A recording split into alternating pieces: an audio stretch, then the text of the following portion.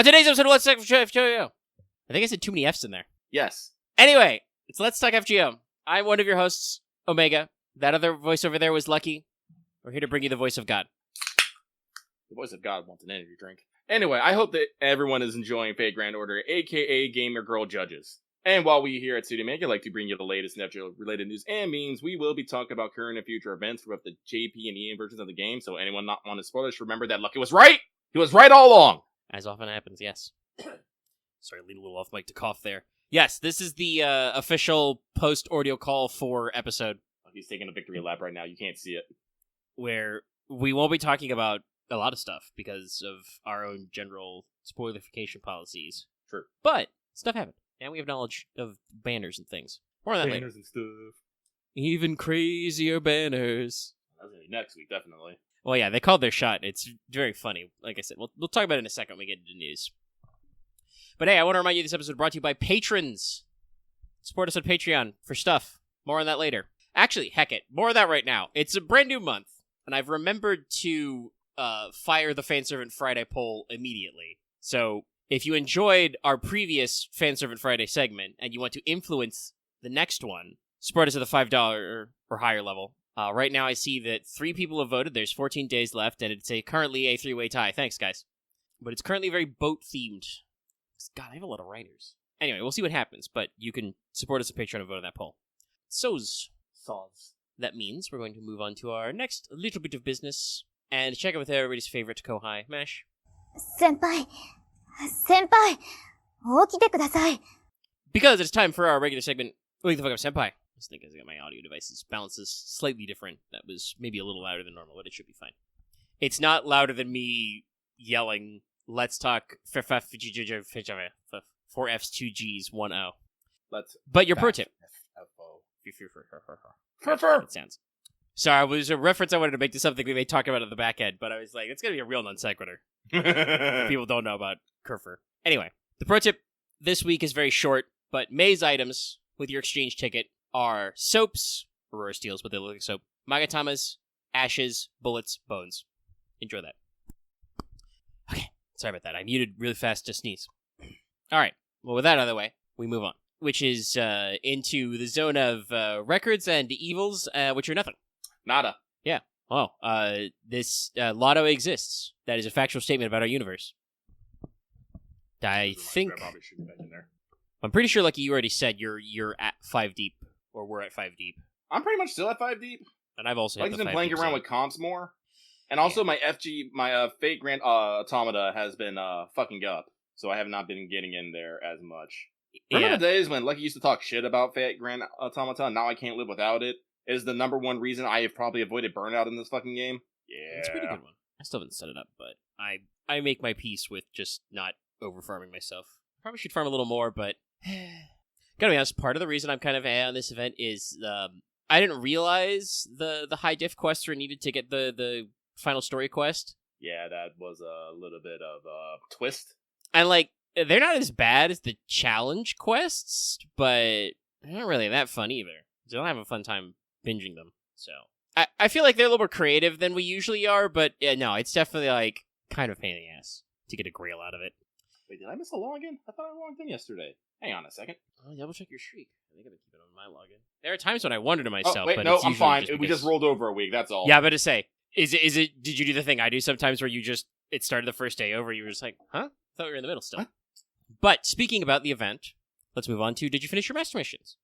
So spoilers, I guess. But your master missions this week are defeat 5 servants, then 10 servants, 5 enemies with the divine trait, and then obtain 50 of each currency drop from the event. So water guns, knee pads, helmets. So do the event. It's really straightforward. They literally, you got to get the drops.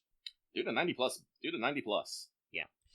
Speaking of Draco as well, I'm very glad that's not the highest level nodes, the one you're encouraged to do, because that sucked. The one farm where Draco and Locusta show up in the last wave. See, Lucky's been embracing Oberon strats finally, and boy howdy, you can slap some shit on there. Yeah, that'll be real nice. I believe I'm at least 180 pack in the hole for Oberon. I may have spent money twice, actually. It's been a couple of years. I don't recall. It hasn't worked out yet. MP2 Ibuki covers a lot of stuff, but I think Draco ate 2 NPs? Anyway, that's your Master Missions. Let's talk about news. Skelegrims, even. Mostly JP stuff, a little bit of EN news at the end, but most of the EN stuff is just, Karakuri Castle's ongoing for another week, and then we'll get ready for Ordeal Call stuff. So, firstly, chronologically, Assassin Weekly campaign number 1, going from the 28th of last month, April, to the 5th. All the usual stuff, trial quests, dailies, extra EXP, etc., etc. But your banner comp is going to be Jack, Snell, Jinke, MHX, Carmilla, Jekyll, Shuten, Kiritsugu, 100 Personas, Cleopatra, Yanking, Kotaro, Gramps, Wu, Serenity, Osakamihime, Nidocris, Summer, Izo, and then ends with Semiramis, Chiome, and we already looped back to Jinke. So, one hand, good that they have, 2 banners worth of assassins to run, but we'll see that one loop back, I think, again next time. But that means that the big one is, on the 30th, Trinity Metatronius chapter release. They got limited time master missions for Saint Courts to make sure you're progressing all the story. They got a login reward campaign for more bronze saplings. We got some new CEs. It's the Zero themed match. Yeah. And also story clearance stuff. Clearing the story should unlock the class score for rulers, obviously. And also we have another MASH upgrade. I'm not getting into it. It's pretty wild. But yeah, we're finally, I think, doing the stuff that we always wanted to do with upgrading MASH. I think the real interesting thing is that the new version of MASH actually costs 16 points. Yeah? Like a real 5-star. So it's gonna really fuck my shit up, Mr. FGO. But yeah, we're doing some very interesting stuff here. Everyone has, guy. Well, Sorry. Patreon chat's doing great. Remember, support us on Patreon at any level to get access to the Patreon channel or Discord. I will say, go ahead.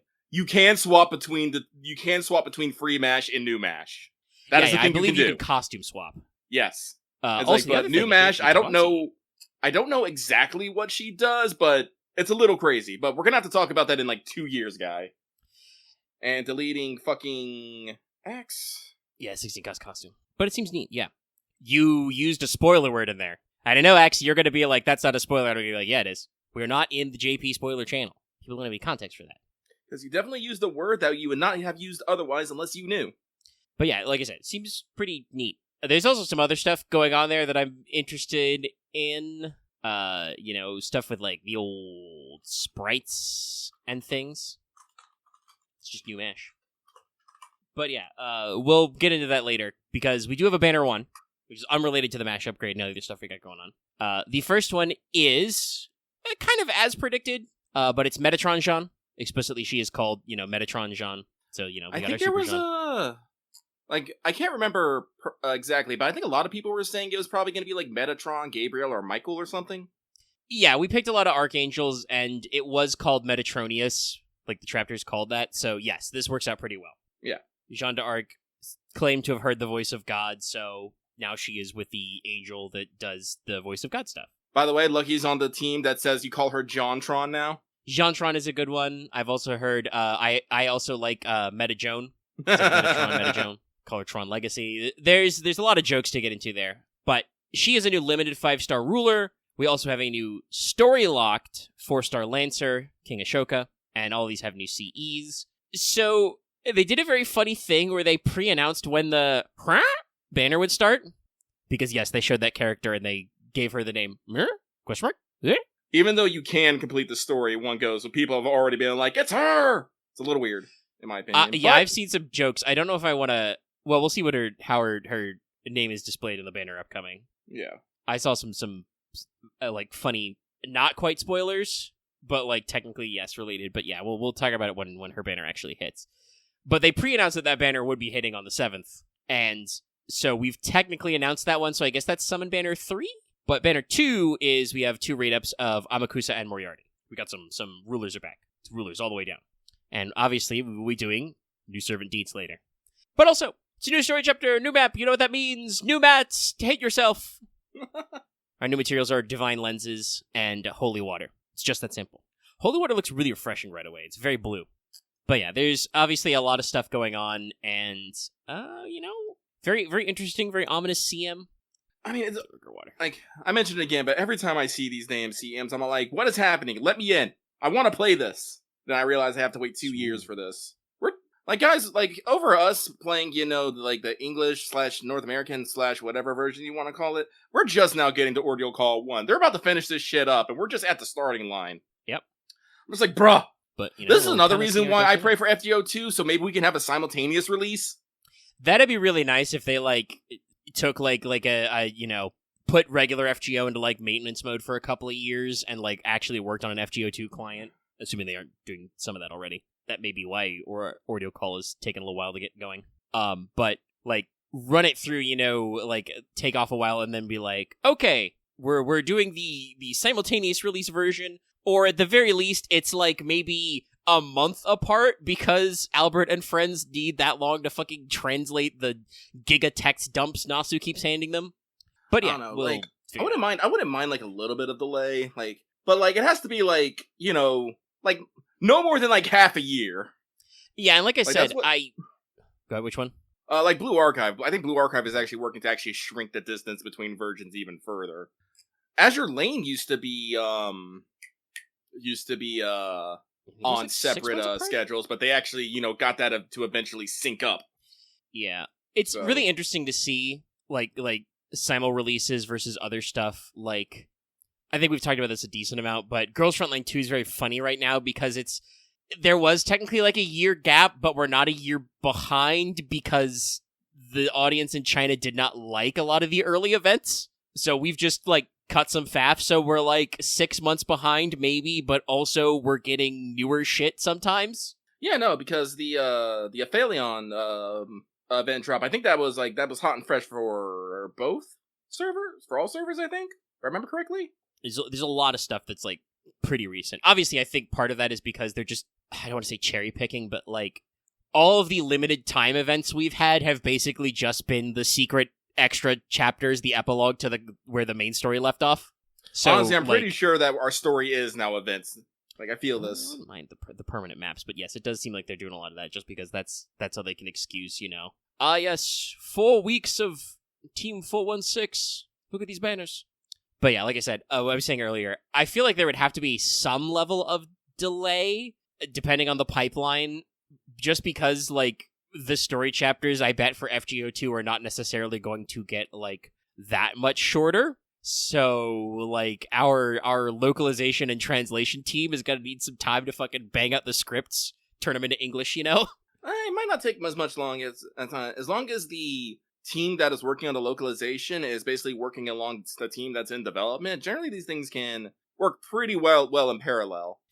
It's true. It's just one of those, like, workflow things. They would have to, like, be basically as the programming team in Japan, like, puts in the script of the events. They would have to be also working on it, like, right then and there. Yes. As long as they don't like wait till as long as they don't wait until, like, the event is finished and they start working on it while, the writing is still happening, it should work. Especially because then they could actually call the team and is like, hey, we're trying to translate something here. What do you mean by this? Yeah, like I said, it's a in the moment thing, rather than be like having someone to go dig up some fucking notes somewhere. Yeah. So, like I said, we'll talk more about servants later, and there's a lot of stuff going on there. But that leaves us with our last little bit of EN news, which is that also starting the 30th and ending the 7th, we have the quote-unquote Nerofest and Battle of New York pickup summons, which is basically, the Karakuri Castle is kind of a Nerofest. It's Fest adjacent. So, banners for Nero Bride, Nero Summer, and a Tesla Edison banner. That's what we got. That's all we got? That's all you got, we says? That's all you got, he says. So, that means it is time for this week's Let's Talk FGO mailbag. The segment where we read what you have to say and comment accordingly. Let's hit one last refresh on this page. Oh shit, we have outdone last week. We're up to 11. I love it. So, sorry, Lucky just forward his brain. Guys, it's been bad today. Earlier, I was taking a shower. I wanted to be a human for all you people. I'm in there. I clean myself. I scrub myself with soap. I think for, like, rain thoughts for 2 minutes. I look back at my hands. I see the towel in my hand. I go, did I scrub myself? Could not remember. So I had to scrub myself again. And then I remembered, oh yes, I did. The brain. I do not have it. So, we have 11. Woo. So we're going to get through it right now. This first one comes from Monster Girl Aficionado, who says, Dear Lucky and Omega, no question this week, just sending good vibes. Wah, wah, wah, wah, wah, wah, wah. And wishing you well. Keep up the great work. Thank you. Thank you very much. Double thumbs up. Yeah. 4 thumbs up. I'll give you 2 too. 2? 2. Post the gifts, chat. You know you wanna. This alias made me giggle again. So this next one comes from unassuming guy in shades. Oh wait, it's the Marquess.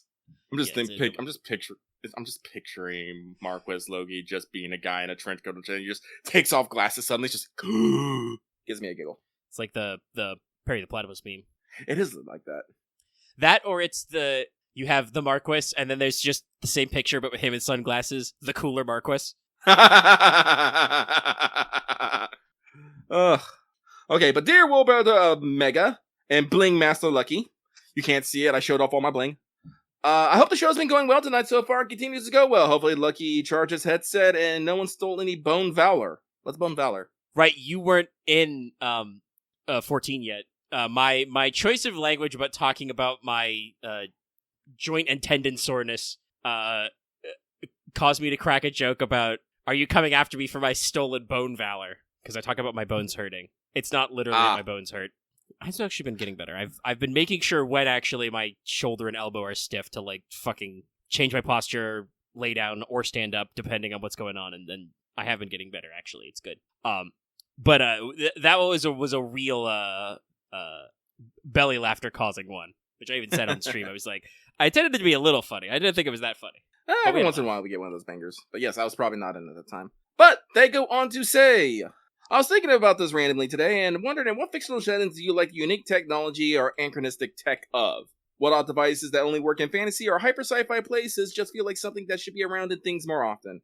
Best wishes to both of you. Oh, tech that I like to see. Unfortunately, I don't think I'm the best at actually like naming a setting and a specific thing I like from that setting. But I will say I like offhandedly, like I do like the setting of Codex Alera a lot. Like, believe it or not, like I'm pretty sure that I like Codex Alera more than I actually like Harry Dresden. For one, it's complete. It's a complete story. And two, it's sword and sandal with Pokemon. And I really do like the Fury aspect of Codex Alera, where everyone just everyone has like a little bit of magic, but it's not actually magic. It's, quote unquote elemental spirits that they get to use to do stuff. We kind of have some of those vibes in what we can do in Rain, but it's not quite the same. So no, I really like the Furies and Codex Alera and, how they're used. So I think that's like a fantasy one. If we're going to talk like sci-fi, like romantic sci-fi, this one's actually completely like non-feasible with, the vacuum of space whatnot. But I've always loved the idea of sails on spaceships like you see in like Treasure Planet and stuff. I always thought that was a neat concept. I wish we could do that more in like more space settings. Takes a little bit of, authors don't understand how science works, but at the same time it's cool. Yeah, planetary romance is like a kind of defunct genre, but I still really fucking love it. John Carter of Mars, I would argue Treasure Planet, that kind of stuff that's just like, yeah, that's not how space fucking works, but who cares? Venus is a jungle, Mars is a hot desert, who cares? Star Wars kind of got some of that planetary romance in there, but they still get they still get that, that analog tech in there a lot. Star Wars is a really interesting thing that, God, I really need to watch Andor, but I'm behind 2 whole seasons, Chad. It's killing me. I need to block in the time, but so much on TV. We may talk about that later. But Star Wars very specifically has the best way to put it is Star Wars as a medium, as a setting, was created by just George Lucas slapping together the aesthetics of all the stuff he liked as a kid. So, like, it has the same kind of hardness of sci-fi as, Flash Gordon serials, right? Which is to say not at all. So there's, sound in space and, all kinds of other weird shit. But also, it's got very specifically the aesthetics of World War II dogfighting movies. Like, almost all the space combat stuff is drawn from, like, literally Lucas studied war films in college. And then also, as everybody likes to say, the rest of it is just the cinematography of Kurosawa movies. With a lot of that, but I've always liked Star Wars planets. Like when I think the strongest planetary romance like in Star Wars, it's the planets. like the Twin Suns over Tatooine, the jungles of I'll take your pick. Dagobah was very iconic. yeah, Dagobah, the fucking Wookiee home world, the Ewoks world, the ice planet of Hoth, the fucking city of Coruscant and Nar Shaddaa. All that stuff. Star Wars is the classic, like, one biome planet thing, which obviously people go, oh, that's not very realistic in real life. I know. Except it is actually, by the way. With maybe the exception of, like, planets that are 100% forest or swamp. And even then, there have been times in Earth's evolutionary period where land coverage has been, like, 100% a specific kind of forest. It's funny how evolution works like that. Yeah. But, like, planets that are 100% desert or 100% ice or 100% volcano exist. In fact, a couple of them exist in our solar system. You ever seen Mars, chat? It's cold. It's a cold desert, but there's no liquid water on that fucking planet. It's all sand and rock. Hey, how about that Europa? Talk about ice worlds. Yeah, the crevasses. I mean, I did a whole long Twitter post about that, but, like, Europa is actually a really interesting ice ball because, like, we've observed it from a distance. Some of those crevasses, those ice crevasses, are, like, 12 miles across. Like, with considerably less surface area than the Earth. It's nuts. But yeah, the funny thing is that, like, then the like, space parts of Star Wars are, like, very explicitly just whatever the fuck the prop team could make, right? Star Wars blasters are all just real guns with, like, colanders and motorcycle mufflers and other random shit stuck on them. The lightsaber is just like, cinematographically, it's just the katana from Kurosawa, but we don't have any prop swords. Those aren't sci-fi enough. So what are we gonna do? We'll just make a little metal tube thing covered in greebles. No, but like I said, one day I will finish working on my Jinsekai game of jamming out of Celestial Seas, Tales of shit. What did I call it? Lucky likes having the title than having the subtitle underneath of it. Titles and subtitles are cool. I also fucking love planetary romance. Like, that was actually a thing that I thought was really cool about Destiny. Mm-hmm. The like, yeah, so fuck it, space magic. Like, we've crossed the sci-fi boundary of, like, indistinguishable from magic. So Venus is a jungle, Mars is a desert, but there are trees. I don't think it was it Europa in Destiny 2? I think it was an area. Might have been. Oh, that's what I call it. Celestial Steel, Tales in Romantic Space. So, like, that's just, like, fun to me. I love that kind of stuff. I mean, I did mean Genesis. Yeah. Also, chat saying, like, talking about asteroid belts are unrealistic. Technically, yes, what they call the asteroid belt in Empire is not really like what our asteroid belt looks like too much. It's always a little hard to tell because lots of asteroids have very low reflectivity. But there are, like, other debris formations that are that dense. Like, there are regions of space that should be that closely populated. But yeah, no, like, that's another thing. I want to say that, like I said, I do like a little bit of that planetary romance, that anachronism. And certainly, I think both Star Wars and like Aliens and a lot of others have the kind of, like, used future aesthetic. Mm-hmm, yeah. Big bulky ass monitors, data tapes and stuff, which has a little bit of basis in real life. They've been out of the game for a while, but a lot of NASA's space-based technology was really unchanged from, like, the 60s and 70s, just because it was like, this is so complex for us to do. We did it once. We do not want to fuck with it. Like, we built this computer system to send shit to the moon in the 60s. It still works. We are not changing it. We do not want to have to rebuild this thing. So, like, that's always a real fun one, the used future stuff. But also, I really like a aesthetically a harder sci-fi as well. Like, that's a very specific sci-fi thing to be like, oh yeah, no, artificial gravity, that's a big pain in the ass. There's a lot of spacewalks, a lot of void suits. You can't just fire random ray guns. Actually, speaking of data tapes, it actually reminds me, we're always talking about, like, video game preservation and stuff. I just learned that that Sony and PlayStation, they actually are doing, like, an active work to preserve their video game history. But it's fucking wild because they're basically storing everything that they can on data tapes and dumping it into a secret mine shaft that only a few people know the location of. It's fucking wild. Yeah, actually, that's something I don't think a lot of people realize about real life, but obviously cassette tapes and VHS are no longer a standard, but you know what magnetic tapes are a standard for? Deep data storage. You can store a lot of data very densely and very long-term stable on certain kinds of magnetic tapes. Yeah. And so lots of government and company stuff will have big honking archival machines for all that, which does mean that I could always do a Singularity War job where you guys have to steal the data tapes. Please do not hold them next to your magnetic guns. We have to double check. I don't know if you guys bought any real guns yet. They're around. Claymore might have one, but I think you were trying to get a real cannon. I don't remember if you actually got one yet. I think I might have got one, but like, nah, I don't need this. Lucky does that a lot. I think I'm like, this is the coolest thing ever. 5 minutes later, why did I get this? I don't require this. Oh, I also want to say, to wrap up our I do kind of love anachronism tech for a lot of different things. Like, just when you can do a cool thing in a setting, do a cool thing. But Do it. Y'all should know, chat, I'm a huge fan of just big-ass, unrealistic airships. Whether they are literally just, boat hulls with balloons to, like, some of the very exotic designs in later Final Fantasies. A lot of fun stuff. Yes. Yeah. But I think that's enough on that. I think we've talked about like some of our loves in settings. So I think that's pretty viable. So this next one comes from Match is the Best Servant. FKA, the 100-Hour Man. I'm trying to figure out what FKA means. Formerly known as. Thank you. Okay.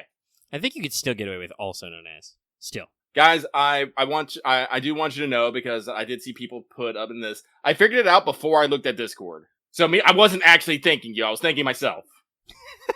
We have fun here. Because I looked at the Discord only after I figured it out. I want people to know that I am not an idiot. Lucky says that he's completely an idiot. But they say, Dear Lucky Omega, hope you're having a fantastic week and are doing well on your Loto grind. I took some time off after my busy season, laid in bed, crashed, and found myself over 100 boxes currently. Lucky's at 5! Excuse me, carbonation got me. Thank you two again for taking so much time on my question about the end of FGO last week. Between what you said and the few things I know that happened in the Ordeal Call IV that I know that happens, most of the ease I felt I had about FGO coming to an end has been lifted. Well, that's good. I'm glad for that. Good job. Question for this week. Have any of you played the Tsukihime remake or Witch of the Holy Night? If you have, do you have any general thoughts on either of them? Keep on being awesome. Lucky owns both of them. Have not played them. I literally turn in my chair and point at where the box for Mahoyo is. I have it. I pre-ordered it. I bought the big box. I have not played it yet. I can see my Nintendo Switch copy of Tsukihime and my PlayStation copy of Witch on the Holy Night. I can see them right there. They're the special editions. It's fucking sealed. I have so many other games I'm like halfway through playing. I'm still trying to beat fucking Altair Yumiya, so I can go beat fucking Shinigami SMT5. Then I could maybe think about getting a new game, but I gotta get those two games out of my fucking backlog. Axe bought me SMT5, and I am not gonna, diss his fucking gift to me by not playing the game he got me. He's not going to squander it. Nay. After that, I'm gonna try and beat P3 Reloaded. But I might pick up Claire Obscura in the meantime, if, too much time hasn't passed and we're not in Death Stranding 2 or Ghost of Yote time. Well, luckily it's DS2 first. Yeah. Oh, shit, I should have put that note. Ghost of Yote, October. Yup. Unfortunately, Axe, Lucky is not normal, so it's probably gonna be 80 hours. Talking about also just Claire Obscura's like a 30, 60-hour playthrough, so I go, so 60 hours. Did it better. Okay, so 100 hours for us. Yeah. So, the game backlog continues to grow, and I'm trying to keep it from getting bigger. I also recently bought the Sam & Max Telltale bundle because I realized that I really do like Sam & Max, and I want to get more of that in me veins. But I'm trying to watch anime. I'm trying to watch live action TV, y'all. We'll talk about Musketeers probably a little bit later. I'm still not that much further because I have a hard time watching TV. If something bad or funny or something happens, I laugh and then I pause the video for some odd fucking reason. And then I have to get back to it. Sometimes it's hard. Last night, I'm still on episode 2, but I got to the point where they're all meeting in the merchant's wife's house. I can't remember her name, save my life. D'Artagnan leaves and then fucking Aramis says something cheeky and the merchant's wife just fucking backhands him. It's I love it. Musketeers is so good, but for some odd reason, I can't just binge a whole episode. I have to stop every 5 to 10 minutes. I don't know why. I mean, some of it might just be that it's over 10 years old, and it's one of those things about even TV that has a little different vibes. I don't know. But yeah, I'm only on episode 7 or 8 of season 1. There's 4 seasons. Is there 4 seasons? God. There's 3 or 4, yeah. Well, I'm glad it did well enough to get those seasons.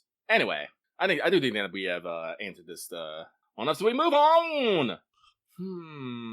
Honestly, I think we need to skip this next one, because while it doesn't actually say any spoilers, I think there's nothing we can actually say, because A, I don't know what's happening in the latest Ordeal Call, and other such things.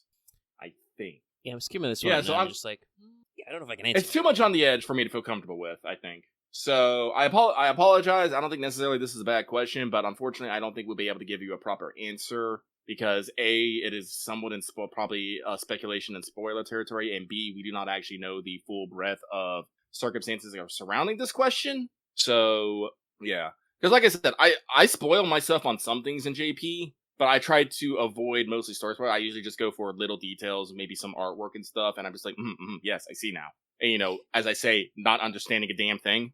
Yeah, I've picked up a couple things, some of which are against my will, but I still don't really know what's going on. Yeah, and I'm trying to keep it like that way as much as possible until we get there, because again, I want to be able to be hit with the full raw emotional experience of it. Like, listen, I know some people like to get there all the deeds as fast as they can, but again, I'm gonna tell you guys, you can only experience something for the first time once. Yeah, I think mostly I just know like a couple of the like new character beats and stuff, and then speculation towards current and future playable characters.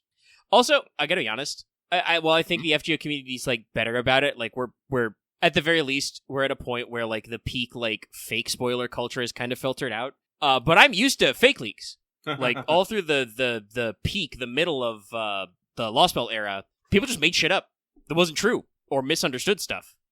Like that was a shit that canonically happened. So like I just like I just don't want to like check into anything because it could be fake.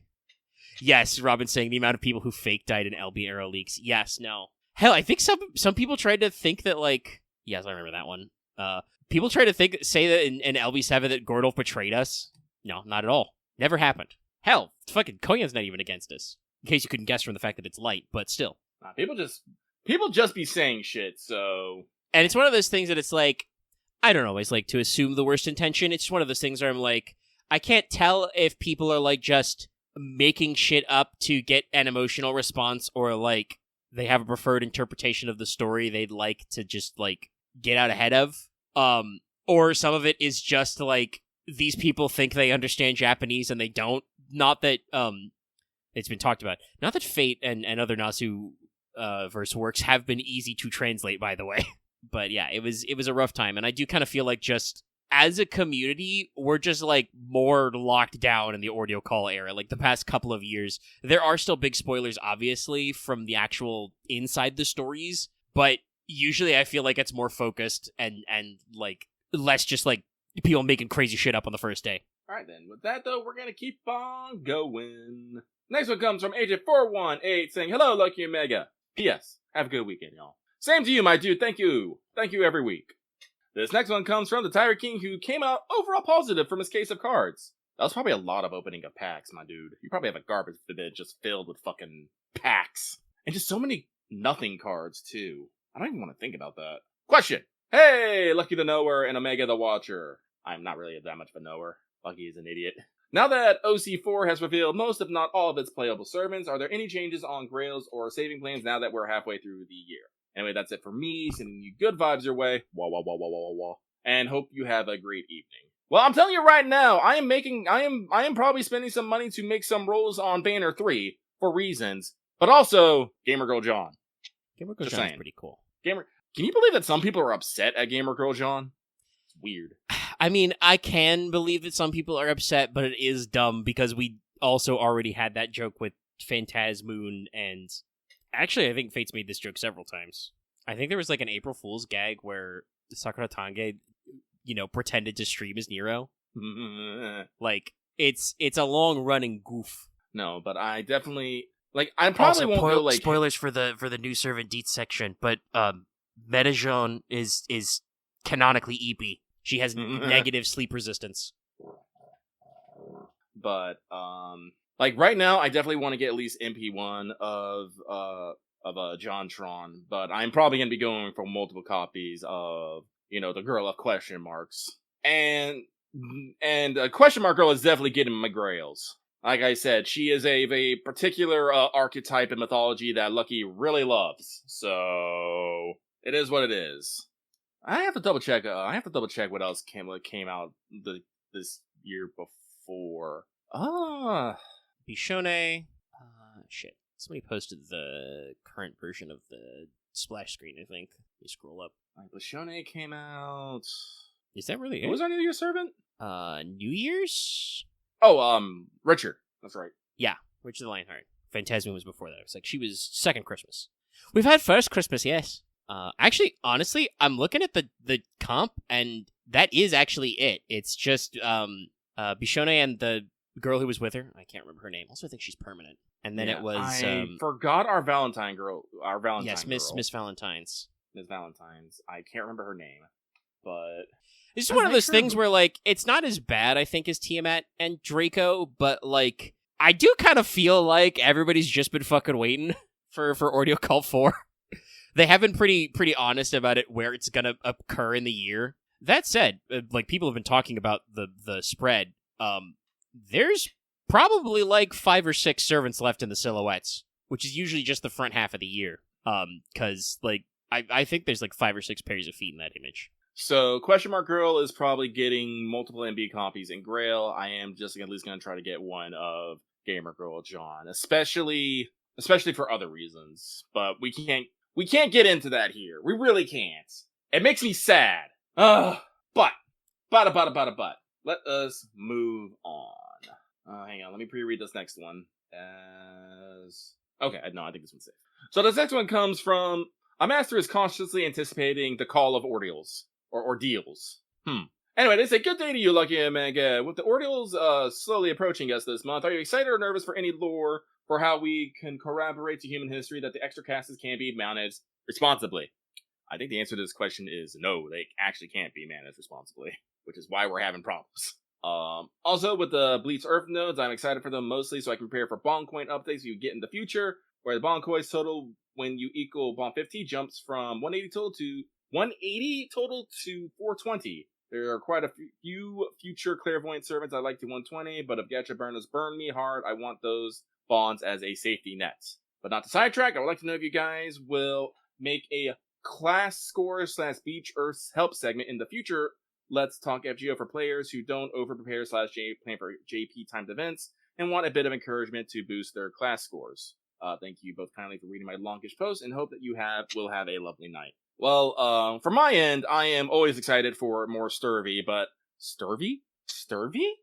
I am excited for more story, but I am also quite nervous as I finally start unpacking all this stuff and things start happening. Because, guys, things are gonna start happening. And it's scary. I want the end to come, but just because I want the end to come does not mean I do not dread it all the same. Luckily, at least, we know for terms of longevity, the end is at least 2 years away. Yeah. But there are plenty of bumps along the road.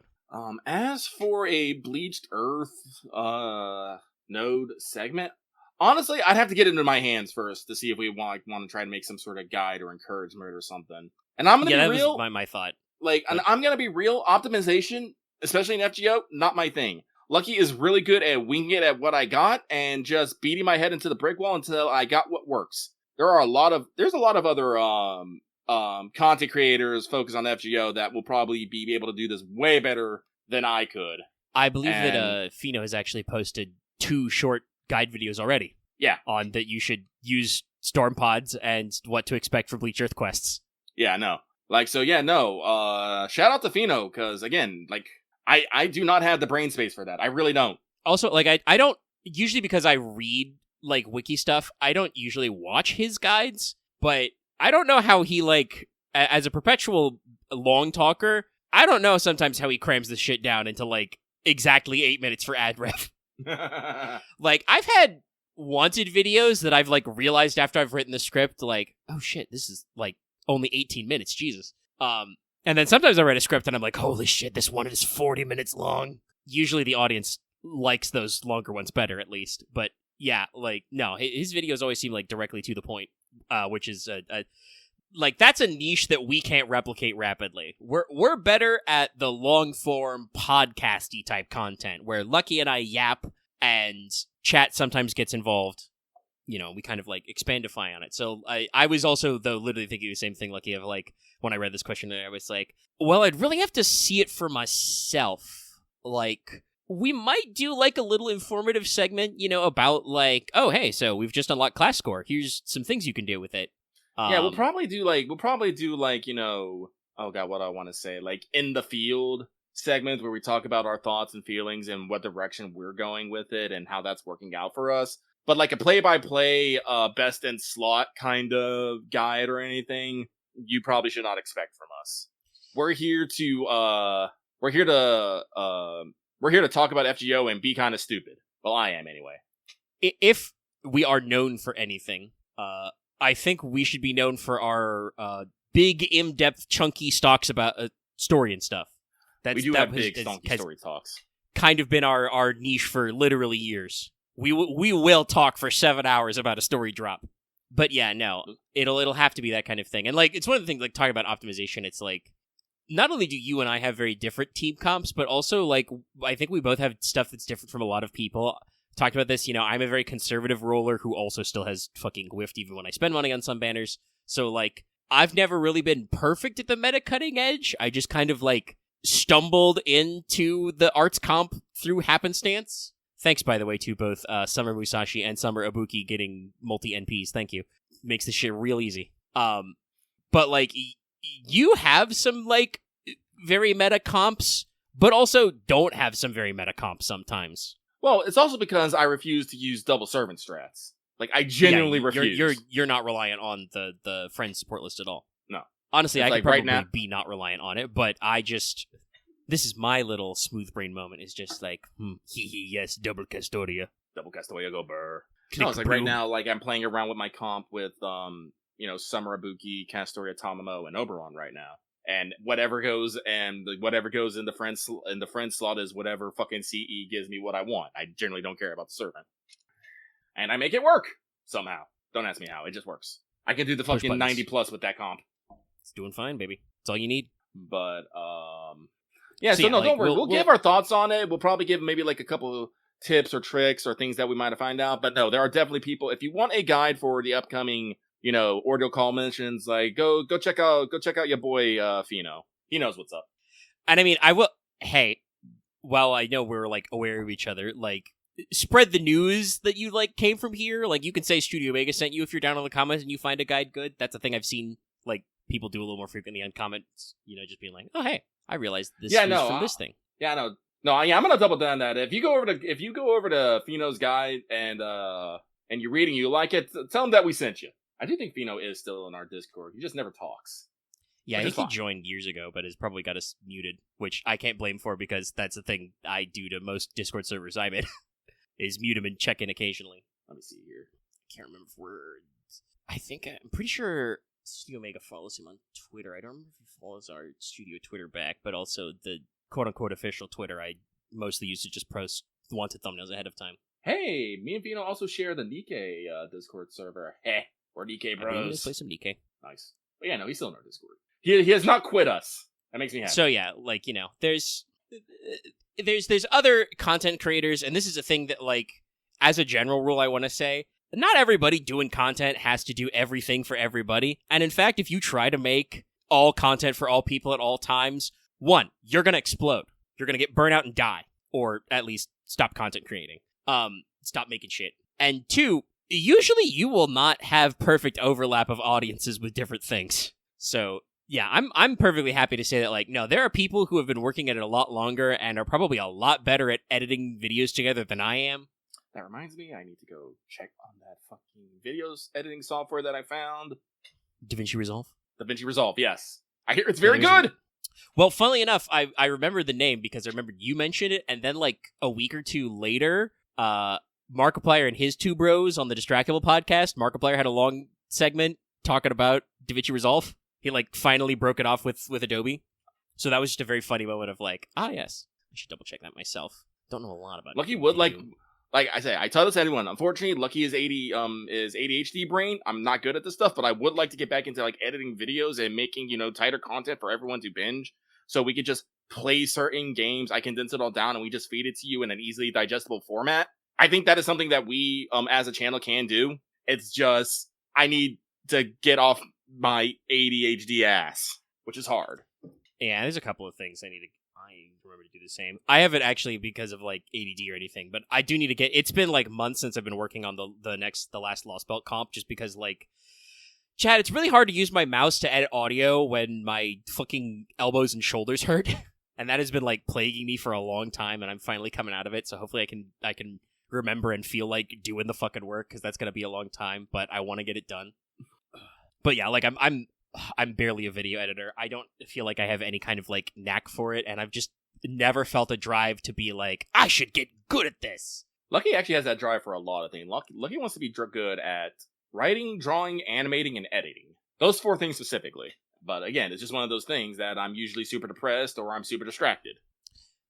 But also on like the specific class score thing, I want to type this because I thought I didn't get it earlier. Wrap it around. You said earlier like we got to get our hands on it. Like it's the same way. Like I think I understand how it works based on like people talking about it from JP, but I bet I won't get it until I can like access the UI on my phone and look at it and be like, yes, because I believe they have done a little bit of talking about how the Grand Servant thing is going to work.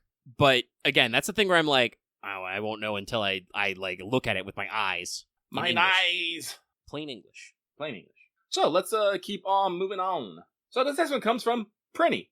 Oh man, do I remember the Prinny voice? Don't. It's kind of high pitched, but I can't do the Prinny voice. But to say, hey dude, with 2 O's by the way. Lucky and Dude Omega, no question this week. Wishing you this Gaia vibes, dude. P.S. Please don't throw me, dude. I'm gonna throw the Prinny. Like there is no NF or buns. I am throwing the Prinny. Here we go. There's the image I'm looking for. Prinnies are so cool. I love their concept. Just fucking little demonic penguins that say dude. If I remember correctly, I think in Japanese, I think it's that they end their sentences with su, like SSU, with that tick, with that verbal tick. But they translated that in English as dude, which I like. It's one of those liberties that I've always enjoyed. That is definitely like Japanese verbal ticks are like super idiosyncratic. Yeah, because a lot of times they're just like they don't mean anything. Sounds, yeah, phonemes. Yeah, and even when they do mean something, they're just kind of like weird, like Naruto's Datayo, just like emphasizing the thing I said is true. I believe in it, and then they tried to make that believe it to match the lip flaps, and everybody's like, this is way more annoying English. Because English, you don't quite have verbal tics like that. I mean, like thinking about it, like I think I have a few verbal tics. Like when I want to, it's me saying real talk, but it's like it's not me saying real talk. I always go, hey Mega, real talk, and then I usually go into something. And generally, you mean that indicates like, hey, pay attention to this for a second. Yeah, a lot of like verbal That's not an idiosyncrasy. That's just I can't fucking speak for a second. A lot of verbal idiosyncrasies are like pause words or other spacers. Chad, if you're listening, you may have heard me use one just then. I used like as a spacer. I'm not really sure where I picked that up, but a lot of people have that in English. I can tell. I got real talk from JonTron watching early Game Grumps. It just stuck with me. Don't know why. Hey, Aaron, real talk? Just don't know why. But yeah, no, it's just one of those things. Language is weird sometimes, y'all. We shouldn't overdwell on that. I used to say like not bruh, but bro a lot when I was younger. I think I finally grew out of that one like a decade or so ago. I still keep a lot of like my terms from the 90s. Like I unironically use rad just all the fucking time. I think I still use rad, but I used it explicitly because of the Yakuza Kiwami meme. Like just Kiryu saying that's rad is why that's still in my lexicon. I was a little post-radical. No, because radical was definitely one of those like early to mid 90 terms that picked up, and that's where I picked it up. And it's like, yeah, that's fucking rad. That's rad, yo. Also, yo. I think I use yo like unironically as well. Like I don't think I say bro, but I do use bruh. Yeah, I was a big bro and dude, and I mean, I'm still out here hitting people with the dude. Dude's such a universal word. It really is. Hey, dude, that wasn't very cash money of you. Like I pick up on like some of the more modern slang, but a lot of it doesn't stick. Like I don't say like out of pocket or God, what was the other one? Or no cap, anything like that. That just doesn't. that hasn't stuck with me. I know what they mean if someone says them to me, but I don't do like for real. I'll do one for real though. One for real or one no shit. My ability to say cap though is usually dependent on whether or not I've watched a Russian Badger video lately. Like Lucky will use like faux show. Speaking of bits I've stolen from Russian Badger, I do unironically like slime. I just don't have any time to say it. Maybe when Marathon comes out and I quit everything to stream Marathon 24/7. That won't actually happen. Even if I really like the game, it won't be 24/7. I don't think you're gonna really like the game. I'm gonna be real. I think it might have vibes, but I think you're actually gonna hate playing it. Well, we'll see. My ability to play things that I often have a bad time with is higher. I should honestly stream. I should stream how much Master Duel I play because I have like thousands of hours in that game, and I think I have a good time at best 50% of the time. Sometimes Yu-Gi-Oh just sucks, y'all. Master Duel also has a terrible problem where they just don't fucking fix the game. They have a ban list every month, and they just don't do anything. I don't need to tell you what cards, Lucky, were on this ban list, but they announced what the ban list, the Forbidden Limited list changes for May were. They moved one card from 3 to 2, Old Solemn Johnson. This will do nothing. And then they moved a bunch of shit that was at 2, back to 3. That's it. The result on the meta? Nothing. They did something. This changes nothing. I'm sorry, this is just a meme. My work here is done, but you did nothing. Whoosh. I mean, yeah, we should really, whenever Konami announces a ban list like that, we should just fucking hit him with that meme more. That really did not do anything. I'll start posting it when I see announcements. Yeah, I go, for show, real talk. I also use like as a pause word, like a lot, like right there. Faux show, you also have a personal problem where you use fuck as a pause word, but that's full stop because of the brain stuff. The brain stuff. Lucky's gonna fucking... And then just stop. And then someone goes, Lucky is fucking, eh? It's usually a Loth, which is funny because he also has brain poison. No, but I like my vernacular. Like, I fully accept that I am probably no longer gonna be keep up with what these hip young kids say. And I think I've grown to accept it. I like my language where it is. And if they can't understand it, well, fuck them. They can't understand. I can't understand them. Honestly, I mean, there's some modern slang that I kind of like. Like, I don't know who started shortening for Riz, but I'm just like, oh, charisma, Riz. That's actually good slang. How did we not invent this 20 years ago?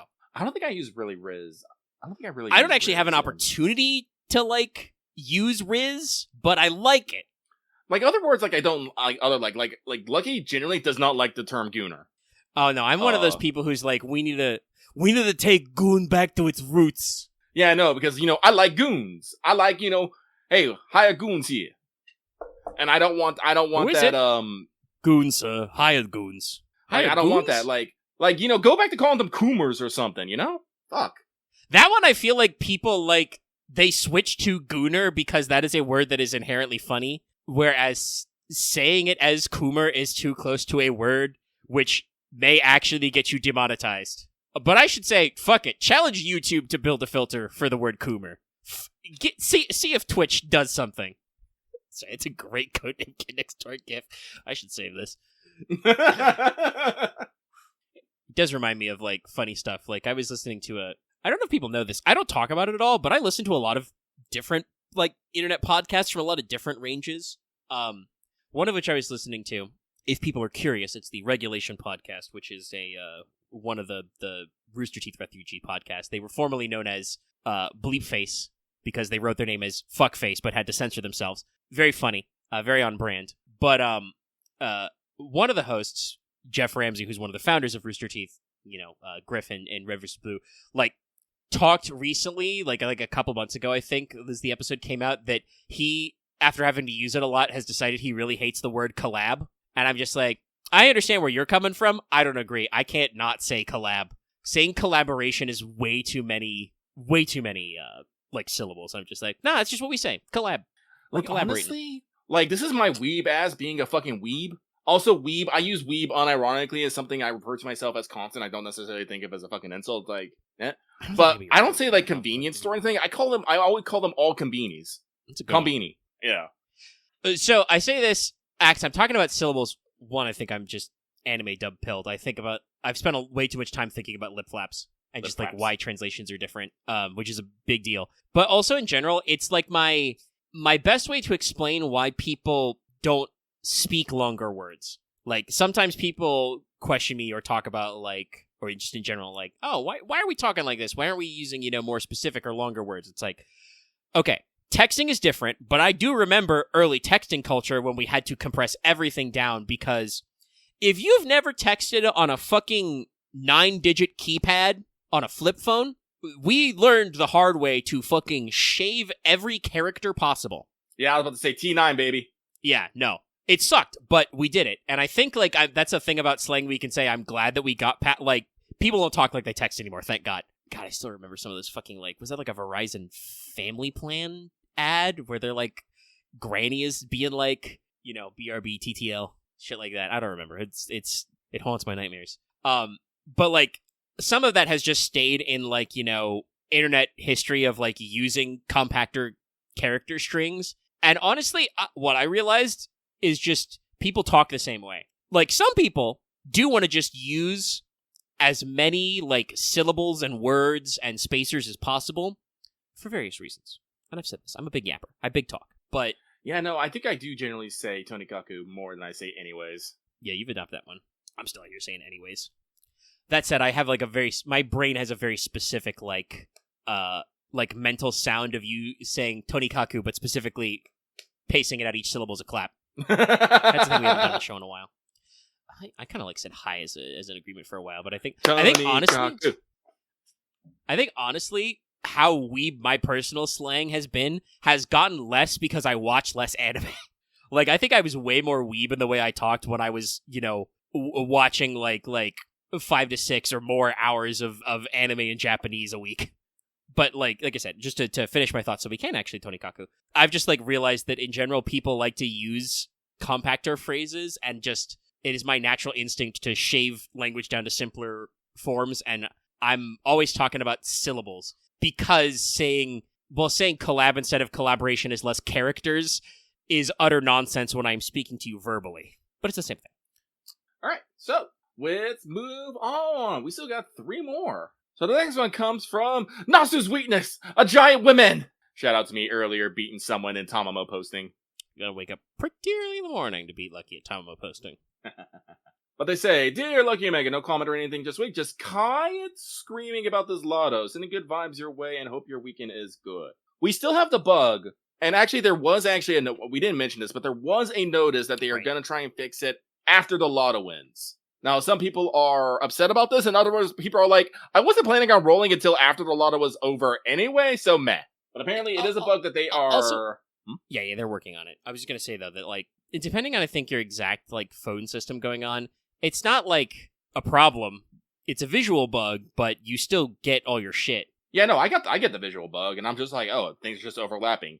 As I rapidly tap things just so I can get to the next box. It does not bother me actually that much. I think that if you're far enough along to get to the 100 rolls, that can, like, freeze your game if it overlaps, because that's showing 100 things overlapping with other 100 things. But I know plenty of people who don't even roll until, like you said, until the event's over. And I think it's just, like, the only time they're going to have time to, like, push a data update when it's actually done. Ah, so it does freeze your game when it gets to the hundreds. Well, then just don't roll in the hundreds. Oh, wait, no, you're forced to roll in the hundreds, aren't you? No, I think you can still pick 110, 100. It might be if you have enough for 100, it doesn't let you. Ah, you can do 1 at a time. Yeah, that's no good. I'm pretty sure at the very least there are still 2 buttons, so you can still do 1, but I thought you could pick 10. I don't remember, though. It might change that so that it's only the 100 mode if you have enough to roll for 100. 100? In that case, I'll just wait. Yeah. Anyway, this person goes on to say, sending good vibes your way. Wah, wah, wah, wah, wah, wah. And hope your weekend is good. I hope my weekend will be good, too. I might have to go out to the country Sunday again. It's going to be fun. I love going up to the country, several thousand feet above sea level in the mountains. It's great. And so, the next one comes from Who Stole My Day? They say, howdy, Lucky Omega. Hope y'all are having a better week than I am. As my alias implies, I somehow have misplaced a day for this week, so I kept thinking every day after school, So I kept thinking every day after about Wednesday was Friday. Putting that aside, I have a question for y'all about FF14 this week. So, as a new player of myself, immediately I'm something of a Final Fantasy 14 player myself. I say new, but I'm almost level 50 on Ninja and have the MSQ far enough to take me to Mordona. I wanted to ask you both, what advice do you have for a new player I especially am curious for Omega's sake because I am convinced I like it enough to pay to play, but as of now, I am still in the middle of the free trial, like when he began his journey. So I wanted to know if maybe he had more specific insight with that aspect in mind as well. Keep on staying awesome, y'all, and I'm glad I was able to listen to Rain before the show at work today. Rad. Anyway. Yeah, I got Omega of the fucking moon, where you're currently stuck. Dispense thy wisdom. Yeah. So, I mean, if you feel like upgrading, you should do that whenever you feel like it, but you do really have a long time to be on the free trial if you want. Like, I think I did all of AR, as free trial, but even though I didn't have to, because it was still through Heavensward at the time, and now it's through Stormblood, at the start of Heavensward, I bought the game because I was like, nah, we're in it, baby. And you're still in it, which is good. Yeah, no, I am still here. Get billed every month. But I wanted to access the features of the broader game by Heavensward. You know, like I wanted to be able to access all my jobs and refantasia myself and all the social stuff you can't do as a free trial because you can't like access the market board and a lot of other dumb stuff. But obviously that's going to depend on like what you as the player are doing. So I would say, you know, you might as well just like several people in the chat, you know, we have a lot of the 14 guys in here, is like, yeah, like if you're gonna get hooked into the social stuff, like I don't know, there's a certain Chromofia on Ultros. Not being on the free trial is more important, but also, as some people have said in our Patreon chat already, I agree that like there's no reason not to do it. I would say at least get all the way through A Realm Reborn and then, you know, move on to your next jump and see how you feel, and then if you're just kind of chilling and like the fact that you can't do stuff on the free trials not like bothering you, take it as far as you like. Go all the way to Stormblood. I know you asked that Mega provides, but I'll put in my two cents.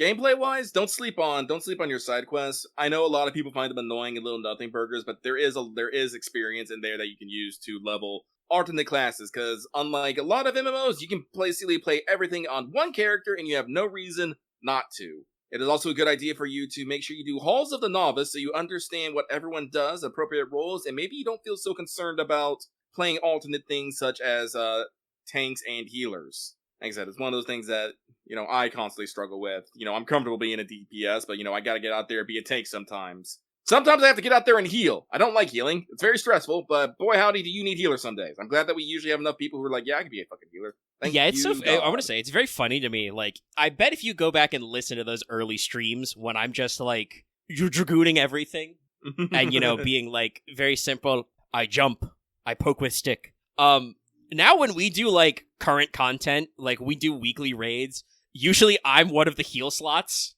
Like, just because that's where my best geared shit is. I'm actually full, because I went back and secured the chess pieces I needed. I am in full cruiserweight gear as Sage. So, you know, like, that's just where it is. And I'm like, no, we need heals. Literally on stream this week, you know, I asked Loth. Loth was the only guy we had queued up as blue right now. And I was like, nobody else wanted a tank right away. And it was like, okay, Loth, you're main tanking. What do you want? Do you want another tank or do you want another healer? And he was like, I want 2 healers. And we're like, okay. So don't be afraid to try those new roles. They did update Trial and Novice. How's the Novice? Loth is a great tank, and I'm glad that he likes tanking because he's really good at it, but sometimes we just have to let him cut loose and be Black Mage. I don't know if someone said heel slut, but heel slut is definitely a term I have heard. Fucking tank daddies and their heel slut. Which, funnily enough, is not usually how that relationship works in Final Fantasy XIV at all. Like, most of the healers I have seen, and my experience playing healers, is like, jaded motherfuckers being like, why are you dead on the floor again? I just fixed you. Why the fuck are you dead? What is your problem? Rescue, get over here. Stop standing in the AoE. But Tanasuna stupid. I do still have that pin of I can't heal stupidity with the icon of the job icon of White Mage. I do need to put in more effort into learning how to play Scholar though. I do think I like it. I just need to be better at it. I am probably not touching Astro or Sage for a long time though. I'll become good at one tanking class and one healing class, and that's it. Fair enough. I need to get back to leveling Astro. I don't mind Astro, but I'm confused. I also need to work on White Mage because I bet that's just going to be easier. But I like Sage. I like proactively shielding my buds, and then I just spend most of the time shooting my guns. I like how calling down Bahamut to just rain hellfire down upon all unworthy adversaries, and then cackling maniacally. It gives me much joy in my life. But I think we've answered that enough. We move on to the last one, which comes from Gahulian God, who says, correct me if I'm wrong, but wasn't the next Strange Fake episode supposed to be released sometime in April? I'm a real dude. I don't know. I don't know what's happening with that production. I don't. Yeah, I don't remember if it was April, but when I saw this question get posted, I was like, oh yeah, when are they? I thought that was like spring sometime. It has not appeared. I don't know. But I think the production of Strange Fake is like hella cursed. I don't know why, but it is. I like how somebody in Patreon chat is just like, it was supposed to come out this year, sometime. And I'm like, you are correct. Sometime this year it would come out. Maybe they didn't lock in the release date because they were afraid of competing with GTA 6. I don't know Esco Bridge, but I do know Durarara and Bacana.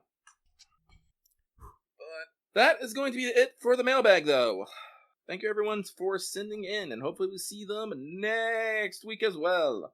Yes, please continue sending us mailbag questions so we can make the show go for an hour and a half, which is currently where we've been going. But that means it's time for Caldeo Free Talk, which means new servant deets.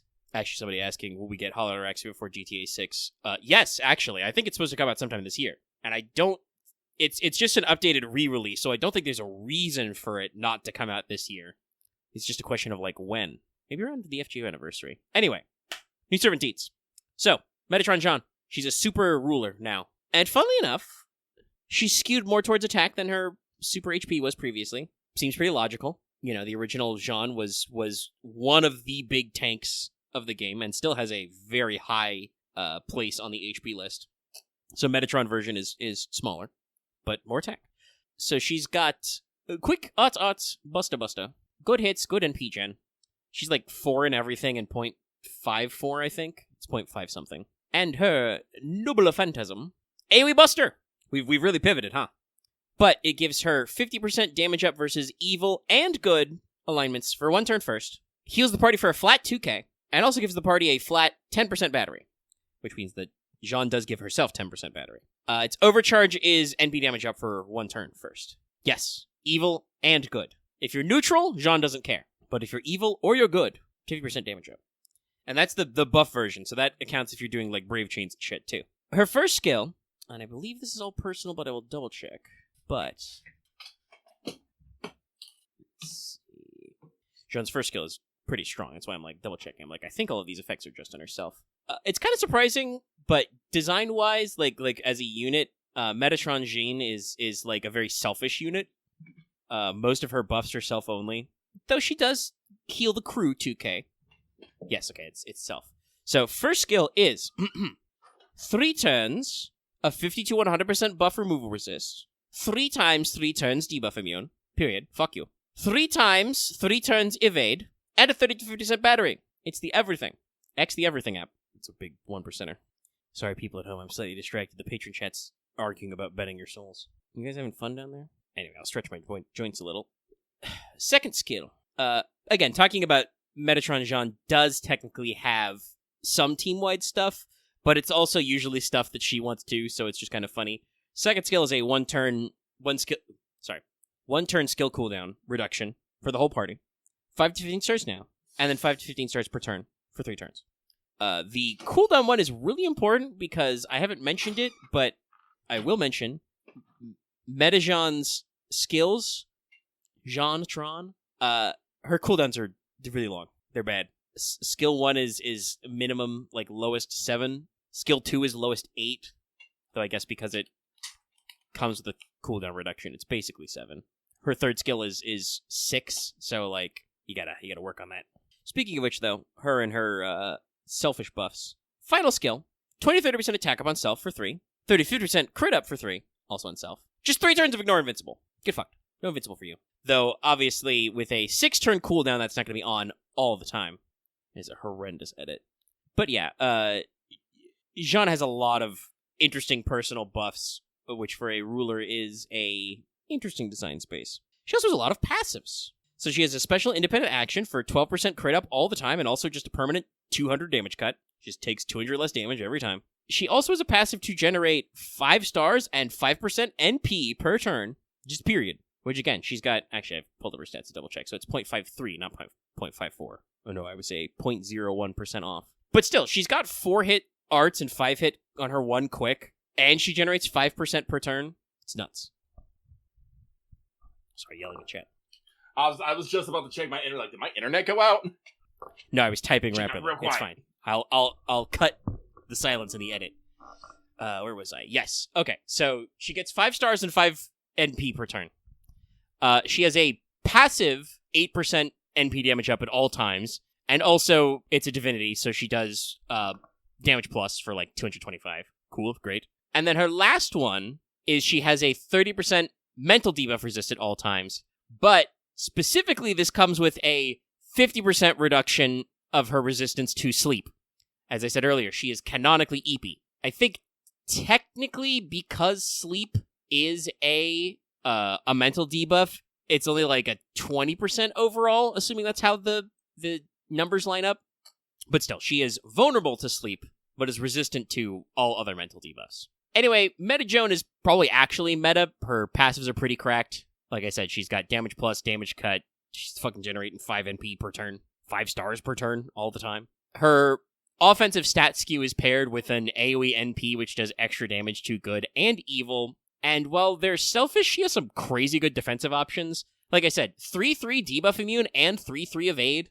That's real tough. That's real strong stuff. But she has just enough team-wide ability to, like, mesh a little with your support squad. The only real downside is that her skill cooldowns, like I said, are really long. But she is Buster, so, like, just throw enough Koyans and her own cooldown reduction, you should be able to compensate for it. Like, honestly, I am kind of glad they gave her some longer skill cooldowns, just because if everything was, like, 5 or 6, there'd probably be some problems here. For starters, she's got a 50% battery, which is also her defensive skill, so, like, if you could Buster reload that would probably not be good, if you could reload her fucking debuff immune and evade.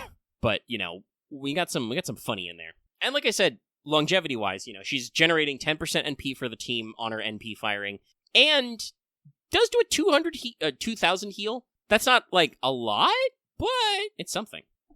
So yeah, she seems real cool.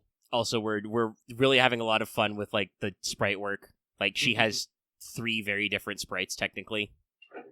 Because there's, like, chair normal, chair gamer, and then actual Angel Modo. Konoe Otsutsugu is really flexing with these different poses and stuff in the Ascension arts. Mm-hmm. But then, we also got a new story-locked Lancer, King Ashoka. If you don't know anything about Indian history, he was the head of one of the major Indian empires in the past, from the 200s BCs. And, he's integrated into a decent amount of, like, history and mythology of Buddhism, but also, we know a decent amount about him because he built a lot of stone pillars that he posted his laws and stuff on. And I'm also pretty sure that's why he is a Lancer, is because of the pillars. You could describe him as some sort of column fellow. Also, his Ascension arts are pretty sick. Sneeze? Yes, sneeze. Ah. Okay, we're good. Also, I have to see some comps of him in different, like, squads, because I think the pillar he has gets bigger each Ascension. Like, he gets more zoomed out. That's very funny. But yeah, he is story-locked to Trinity Metatronius, so that means there's 2 servants that are there. Dante and King Ashoka. So he's also QAA Bubba. He has good hits, but slightly lower NP gain. It's only 0.4, but he is 443, so it's pretty normal stuff. And I want to say this. I really like what they've done with this guy as a unit. Very fun. Because he's AoE arts, but funny. So, his NP increases his damage versus the evil alignment and the demonic trait by 30% for 1 turn first. Pretty typical stuff. But then, very funny buff, gives himself 50% NP damage up for 1 turn if there's only a single enemy on the field. That's right. If there's one guy, he juices up his NP. Not, like, enough to make it equivalent to a single target, but he tries. And it's very funny. The overcharge effect is to reduce defense for enemies for 3 turns. Not activating first. But it is 20 to 40%, and it lasts 3 turns, so, you know, arts loops. For skills, which pay bills, he was remarkably unselfish, because his first skill is 10 to 20% arts, buster, and NP damage up for the team for 3. Give everybody those multicolor buffs. Second skill is a little more selfish, because it's the 20 to 30% attack up on self for 3 turns, and critical damage by 20 to 30% as well, also for 3. But it gives him an on-attack debuff for 3 turns, which is, when he hits an enemy, with any attack, he gives them a 1/1 buff block. This guy is going to be so annoying to fight as an enemy. But also, like, comp-wise, that's really strong. Just give him a one-time, one-turn buff block. Slap enemies with it, you know you're gonna break a bar. Really fuck their shit up. Very fun. Third skill, again, pretty normal stuff, but does give the team some support. It is a 20 to 30% battery on self. Very standard. Almost everybody has a 20 to 30 battery these days. It is also 5 to 15 stars per turn, but it gives the party 20 to 30% debuff resistance for 3 turns, and also 20 to 30% critical resistance for 3 turns. So, you know, he's got some squad stuff, got some personal stuff, very broad comp, very useful if you're looking for, you know, 4-star Lancers. He has an Arts NP, and I don't know if there are any, like, crazy good 4-star Arts Lancers. Cole's pretty good. I don't know if he's the best, but he's there. But this guy should have a definite niche no matter what, because he has trait damage, basically. But, like I said, there's some very funny stuff there, and I do really like the idea that they were like, oh, Gesundheit. Damn it! Surprised me! Yeah, they'll sneak up on you. But no, I really like the game design phase of like, okay. Again. I was prepared for the second one. Yeah. But yeah, they're like, okay, we're making an AoE guy, but we also want him to have utility in single target fights. What do? We'll just make it so his NP gets way stronger when he's fighting one guy. It's very funny. I think this is just, them understanding that a servant generally lives or die by their NP nowadays. Or whether they can cause others to NP or boost their NP. So yeah, sadly the HP inflation has gotten really high from the base level of the game. Where like I remember for some of the Pilgrimage Festival missions, like some of them were go do free quests. I just knocked those out in a night by clicking a random node in Fuyuki and using my 3-turn team. But instead of NPing, I just had Ibuki alternate command cards and punch everybody with a single attack. You can't really do that with current content anymore. Like if you're using face cards to defeat waves of enemies, you usually have to do some kind of setup, so you're like getting a crit off early, or you are supercharging your damage ahead of time. There's some units that you're like, I don't care about their MP, Super Orion is like, no, big crit boy, he punch goo. And some units that you use specifically to like juice up other servants, that's your Castorias, that's your Scotty, very infamous Scotty. For this, barely used her NP. Like the Scotty advantage of Castoria is that like her NP is really good both ways, because if you're in a hard fight, anti-purge defense, but even if you're just putting it in a chain with your, AoE wave wiper, it also gives the whole team attack up. So they did a pretty smooth design with the way that works. But yeah, no, so for Ashoka, they were just like, okay, you're probably going to use this guy to farm, but we've really fucked up farmings with our fucked up 90 plus nodes. So here's a guy who can AoE a wave, and then also if he, loops, you can still use him on a single target wave. But also, let's talk about his passives. You got a few of them. Because he has Magic Resistance A for big debuff resist. He has Divinity B. And also, they gave him a passive version of True Name Discernment. So he has, I think, a unique passive buff to get NP damage resistance. Only against servants, but it's 10%.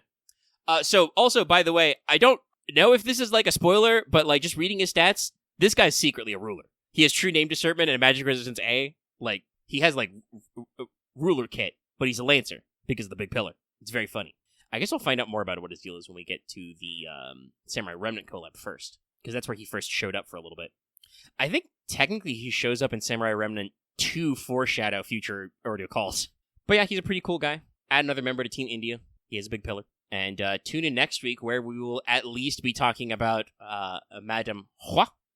Lady But that means, well, yeah, it's sorry, Chet's talking about the 10% MP damage resist. It's not a lot, but it's something. Depending on your damage outputs, 10% resistance could help. And also you can stack it with other defensive moves. But yeah, free talk. Free talk! Do we want to use our most recent trick of talking about rain right away, or do we want to shotgun some of these smaller stuff? It's up to you. I can go either way. Well, let's go ahead and shotgun a couple of things real fast, because some of these are going to be real short. The first, I joked about it, but Lucky's having his little I called it moment about FGO. I would like everyone to know that I'm having an I called it moment about real life. Because I told you GTA 6 not coming out this fucking year. I told you it wasn't coming out in 2025. And it's not. Just today, I think. Yes. Rockstar said that they are planning, they've announced the date. GTA 6 will come out in May of 2026. Honestly, I don't think anyone really in our Discord cares that much about GTA 6. But considering that GTA 6 has been winning awards for like most anticipated game, and they were saying that it was going to come out this year, there was no way that it was coming, but has had like zero press. Yeah, no, that's why I was like, this game's not coming out this year. They announced it with a very early trailer late last year, like 24, I think, because they were hacked and had a huge leak. And so, like, pre-alpha builds were out on the internet, right? That's the kind of thing where as a studio, you have to respond. But like you just mentioned, Lucky, there was no press about this game since that trailer. Like, literally, they've shown nothing. They haven't said anything. So I have always been of the opinion that this game is not coming out this year. And now it's about a year away. But I don't really know why Rockstar decided to pull the trigger. Maybe they were at a point where they were like I said, they're about a year out from that date. So they were like, okay, we're thinking about a year from street release, you know? Honestly, it might be just because they've now probably just now finished the fucking game. Well, not finished the game, but I've put it into a point where they can just work on quality assurance and nothing. Yeah, it's maybe probably they're like with production and they're in post-pro. Yeah. Like, that would be my assumption, because generally you do not want to announce a game when it's, not done, because that's, pretty bad, because that's why you get delays and stuff. You can still get delays if you, like, find, like, some sort of groundbreaking bug that, when you fix that bug, breaks something else, and you have to go down this big log chain of fucking bug fixes to try and get this search done. That can happen. But generally, you don't want to start announcing your game until you can, like, pretty definitively nail down, we should be done by this time, with, like, a little bit of lead up. So, about a year out? No, they probably just now, actually wrapped up production of the game, got it feature complete, and now are just in the quality assurance phase, where they're going to try and catch all the bugs they can, and then get everything set for market. Because the game should go gold, like, anywhere between, like, as long as they're not, like, in crunch time now, the game should go gold in, like, anywhere, like, between 3 to 6 months before the game releases. Ideally. You can't have tighter windows for that if you're, like, doing stuff, but they're fucking Rockstar. I'm pretty sure they can afford it. Yeah, they know what they're doing. And there's been a lot of, like, speculation, which I hope Rockstar doesn't take as, like, an idea that they can get away with something with for nothing here. But, like, especially because they don't. I do want to say, yes, I understand that the cost of video games is going up, and that's why, like, the market is, like, trying to rise up to meet it a little.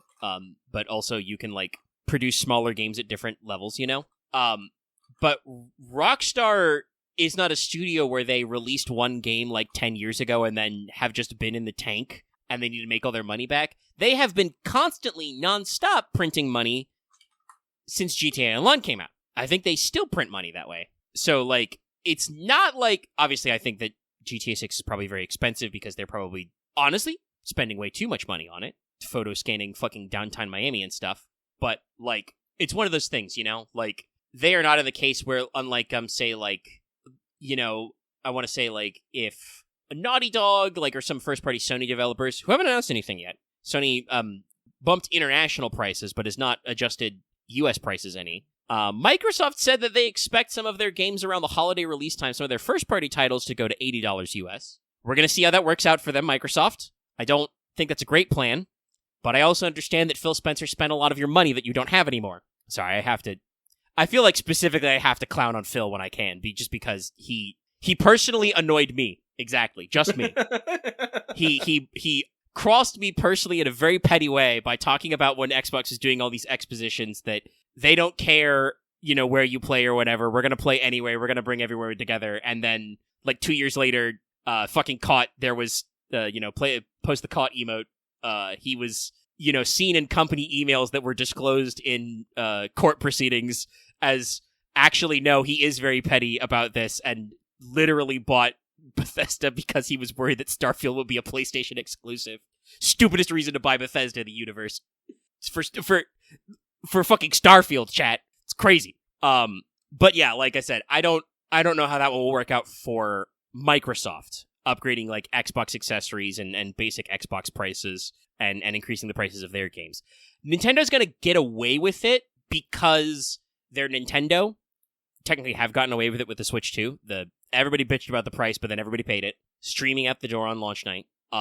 We'll see about the video game prices for sure, at least, but I suspect that a decent number of people will suck it up to buy Donkey Kong. Bite the pillow, fuckers. But, like I said, we'll see how it works for companies who aren't Nintendo. but Rockstar didn't say for sure what price point they're charging GTA 6 at, because that's like a year away, so we'll see. If I was them, I would say they should probably push for the $80, not the, like, everybody's joking about this game costing $100. I do think that, like, this game is overhyped and it will still sell well. I think they will not sell as rapidly if they start with a $100 sticker shock. Maybe if they, like, announced a $100 price point right now and people start budgeting ahead of time, maybe I could see it. But it feels like that's, like, a little bit too much of a sticker shock. That's right, Donkey Kong's actually $70. The only one that's $80 exactly is Mario Kart. So we'll see. We'll see how people feel. They're probably buying the fucking bundle of Switch anyway. But yeah, they announced it, and honestly, I'm glad that they did announce a date that's in 2026, and I bet a lot of video game companies are relieved as well. Not that, like, games weren't already biting the bullet, right? No, I'm pretty sure, like, once we, like, hit, like, spring, I bet, like, a lot of people are all like, there's no way GTA 6 is releasing, because I do think there was, like, for a solid, like, 6 months, game companies were like, shit, I don't want to announce our release date yet. Definitely, I think for the first 3 months of this year, game companies were like, shit, we don't know when GTA 6 is coming out. We can't say anything. Because nobody was saying anything. And then, like you said, I suspect that industry insiders were like, they're not going to release it this year. And definitely, I want to say, like, I kind of feel like one of the first big gamblers, I think, was Sony. Like, they're the ones who've come out pre this announcement just like, fuck it. Death Stranding 2, June. Ghost of Yote, October. We don't care. We're not getting fussy about this anymore. You're going to want to buy Ghost of Yote. Honestly, I think Oblivion Remaster might have been one of those things that they were like, when is, like, GTA 6 coming out? And they were just like, fuck it, we don't have to actually hold on to this any longer. Just drop it. Yeah, that's a project that I bet was done for a while, and they were just like, when can we be funny about this? Shadow Drop? Shadow Drop? Yeah, we can just fucking throw it out there. Who cares? Yeet. Number one game on Steam. Also, by the way, that's a $50 game, and obviously it's like a remaster of an old game, but still, I think it's, like, showcasing that, like, I do actually think video games exist as a spectrum, so we can have multiple price points. Something I do feel has been a little more common since we jumped to, like, $70-ish game standard, but definitely I feel like a lot over the past couple of years has been like, no, this game's only, like, $40, this game's $20, you know, 50, 60, etc. Which is good. You should price the product according to its value and not necessarily, you know, just because that's the market price. Like, I want to see what fucking, because like I said, when Microsoft announced they're increasing the price for, like, Xbox units and accessories, and they said that holiday this year some games would cost more, I want to be like, what are your first party games you're going to charge $80 for? What are those games going to be? What do you got there? What's your pocket, Phil? Unfortunately, I think if they did say Elder Scrolls 6 is $80, they'd make that sale. They probably would, yeah. We don't even know what realm Elder Scrolls 6 is going to be in, so fuck, man. Shit, did they say which one it was? No, I don't think they did. No, I think a lot of people think Black Marsh. A lot of people think Black Marsh, but no, we've had one PNG, and that's it. But, like GTA 6, if they were to announce the next Elder Scrolls, people be like, I'm fucking there. It's like all the fucking Oblivion and Skyrim heads who are just like, oh my god, Peak is back! As they played one of the most jankiest games fucking ever. Which is still, to be fair, pretty peak. Like I said, I probably need to play Oblivion Remastered so I can get a better thing, but like I said, I remember playing the OG and being all like, this ain't it, fam! Honestly, the only thing, I mean, I may still try the remaster at some point, but the only thing that I feel good about them announcing the Oblivion Remaster is that in those same, like, court documents where we all knew that they were making an Oblivion Remaster, Fallout 3 Remaster's in that list. And I'm also, I want you to go play that game and not have access to mods that tell me you still think the jank is fun. Well, I'll tell you how I feel, because I probably will, because I'm a freak who plays RPGs on consoles. I probably will try it on PS5. I don't know. I probably have to get it on PC. I'm gonna need those PCs to fix things. Shut up, you gremlin! You're a gremlin. Yes, people do play Oblivion without mods, but then they also play it with mods later. But yeah, no. So unless they've, like, dropped the project, there should be a Fallout 3 remaster out there, and that's something that I'm interested in revisiting, because, like, Fallout 3, super influential to me, but also, even as a kid, I was like, this game's jank as fuck. This is so goofy. Goofy, karma system. Also, you know, open a door, crash the desktop. I think Fallout 3 was the first game I played on my PS3 that actually, like, fucking crashed like that. I don't just remember. Eat shit and kicks you back to the system screen. I just remember a lot of grays, greens, and browns that made everything look very muddled together. It was the era, unfortunately. I will like to see, because some people complained about that, like, Oblivion got a little bit of the piss filter treatment when it was a little bit more like green back in the day, but I'm kind of curious. Also, obviously, if they, like, remaster the Fallout 3 engine, that's our first step towards a Fallout New Vegas remaster. I probably would play a New Vegas remaster. Honestly, I I should would just play be New there Vegas day more often. one. I need to get more mods for New Vegas and just do stupid stuff. New Vegas is a great game that has a beautiful modding community, and apparently, if they do it similar to how the Oblivion, thing worked, a decent number of old school Oblivion mods have been pretty easy to plug into the remaster because, like, the underlying code is still in there somehow. Yeah, I know. Again, it's the same game. They just put an Unreal 5 engine layer on top of it and fucking change. Which, like I said, I don't know a lot about, like, game design and engines, but I know a little, and that's still so crazy to me. They, like, built something in Unreal 5 to fucking just interpret Oblivion. It's like Oblivion is the fucking Rosetta Stone, and they're just like, yes, we built this machine to read this rock to you with 4K textures. But yeah, GTA 6, 2026. Honestly, they should have played for 2026 anyway. That sounds much better. Yeah. So, we'll see how that works out. Also, they called this shot on the month, so expect, like, fucking nobody to want to release a game in the month of May next year. God, they're probably not going to want to release in April or June either. It'll probably depend on the game, but yeah, you're going to want a broad area out there.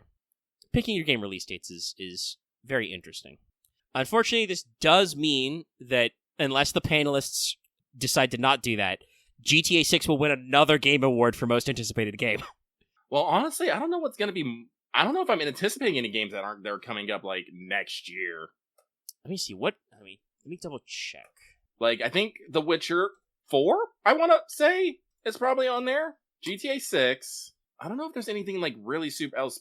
Well, I assume there probably is. I probably just don't know because I am not super plugged into every single, announcement trailer and dates. Okay, let me. I do believe like Silksong might be coming out this year. Maybe. Apparently, there's going to be a playable version of Hollow Knight Silksong at this game museum in fucking Australia. Yeah, it's going to be a fucking Van Gogh Pikachu situation all over again. Okay, so based on Game Rant, games coming out in 2026 that people might actually care about: The Duskbloods, the FromSoft game. That might have the meme power to fight GTA 6. The new Tomodachi Life. The new Onimusha is 2026. I think that people will anticipate that, but that's not going to beat out fucking GTA. No, that's not going to beat out GTA. I don't want to say the new Onimusha game's a niche freak game, but that's not as universally applicable as GTA 6. Do you know how many GTA content creators out there who just do stupid stuff in GTA and people eat that shit up? Well, to be fair, as someone who has watched a fuck ton of content in GTA Online when it was new, chat, which was like 10 years ago, GTA was actually really funny. The thing is that like, for me personally, I was there when it happened, so like, it's not that funny anymore. I guess like HoloLive did like a big RP server event. I know lots of other streamers still do RP servers. That can be funny because there are a lot of like mod tools to make that funnier. You GTA roleplay the cops, you can actually arrest people and shit. But I mean, for me personally, my most anticipated 2026 great game right now is Sados by the Returnal guys. The fucking Carcosa game. Yeah, that's me. I'm there. That's the big one. And Game Rant says that allegedly Elder Scrolls 6 is coming out in 2026. That's another one where I'm like, doubt. I think there's no way. I think like just like this year, Todd said that they're like in full production, not pre-pro, and it's like that game's not coming out in 2026 if you guys are just now in production. Nah, that's gonna be a fucking 2027, maybe early 2027, but minimum 2027. No, it's yeah. There's just no way. Well, who knows? Maybe they'll script the quality assurance and just release it into the wild and say, modding community, fix this game. Honestly, if I was them, they should be smart and they should not like hit us up with like a hard and fast date. Because Chad, I don't know if you know this, but lots of Elder Scrolls games have this problem where they fucking pick a date and they have to fucking holiday rush it to make that date. If you've ever wondered why certain quest lines in Skyrim are like super truncated, it's because they rushed that fucking game to get out by the 11/11 date. So yeah. But no, I do want to say I do agree. Legendary in our patron chat said, GTA 6 is going to do well overall because people have been waiting a long time for a sequel. It has been 13 years. So, like, yeah, if you like GTA and GTA-style games, it's been a long time since they had one of them. And some of their attempts at, like, remasters and re-releases have not gone well. What was it? Was it the Trilogy HD that was super buggy at launch? Or was it Vice City? One of them they re-released in the past couple of years, one of those two things, and they were, like, had a real bad launch. So, like, I can understand the itch scratching, but it's still, like, I don't know, man. I was suckered into the hype for GTA 5 after the fact, and it was a cool game, but it is not one of the defining games of my childhood in that sense. Like, I think actually Robin said this in the Patreon chat earlier, but I'm much more excited about GTA 6 for what content people do with it. But that means I don't have to buy that game. I will watch somebody play that game and figure that shit out. That'll be neat. Me personally, I don't know. You want to talk to me? Like I said, I'm fucking Death Stranding 2, baby. I mean, I wouldn't mind like an open world life sim kind of game where I get to, go around, shoot people, do crimes, and do stuff. But I don't need I need another GTA 4. I don't need GTA 5. Like, I really like GTA 4 and San Andreas.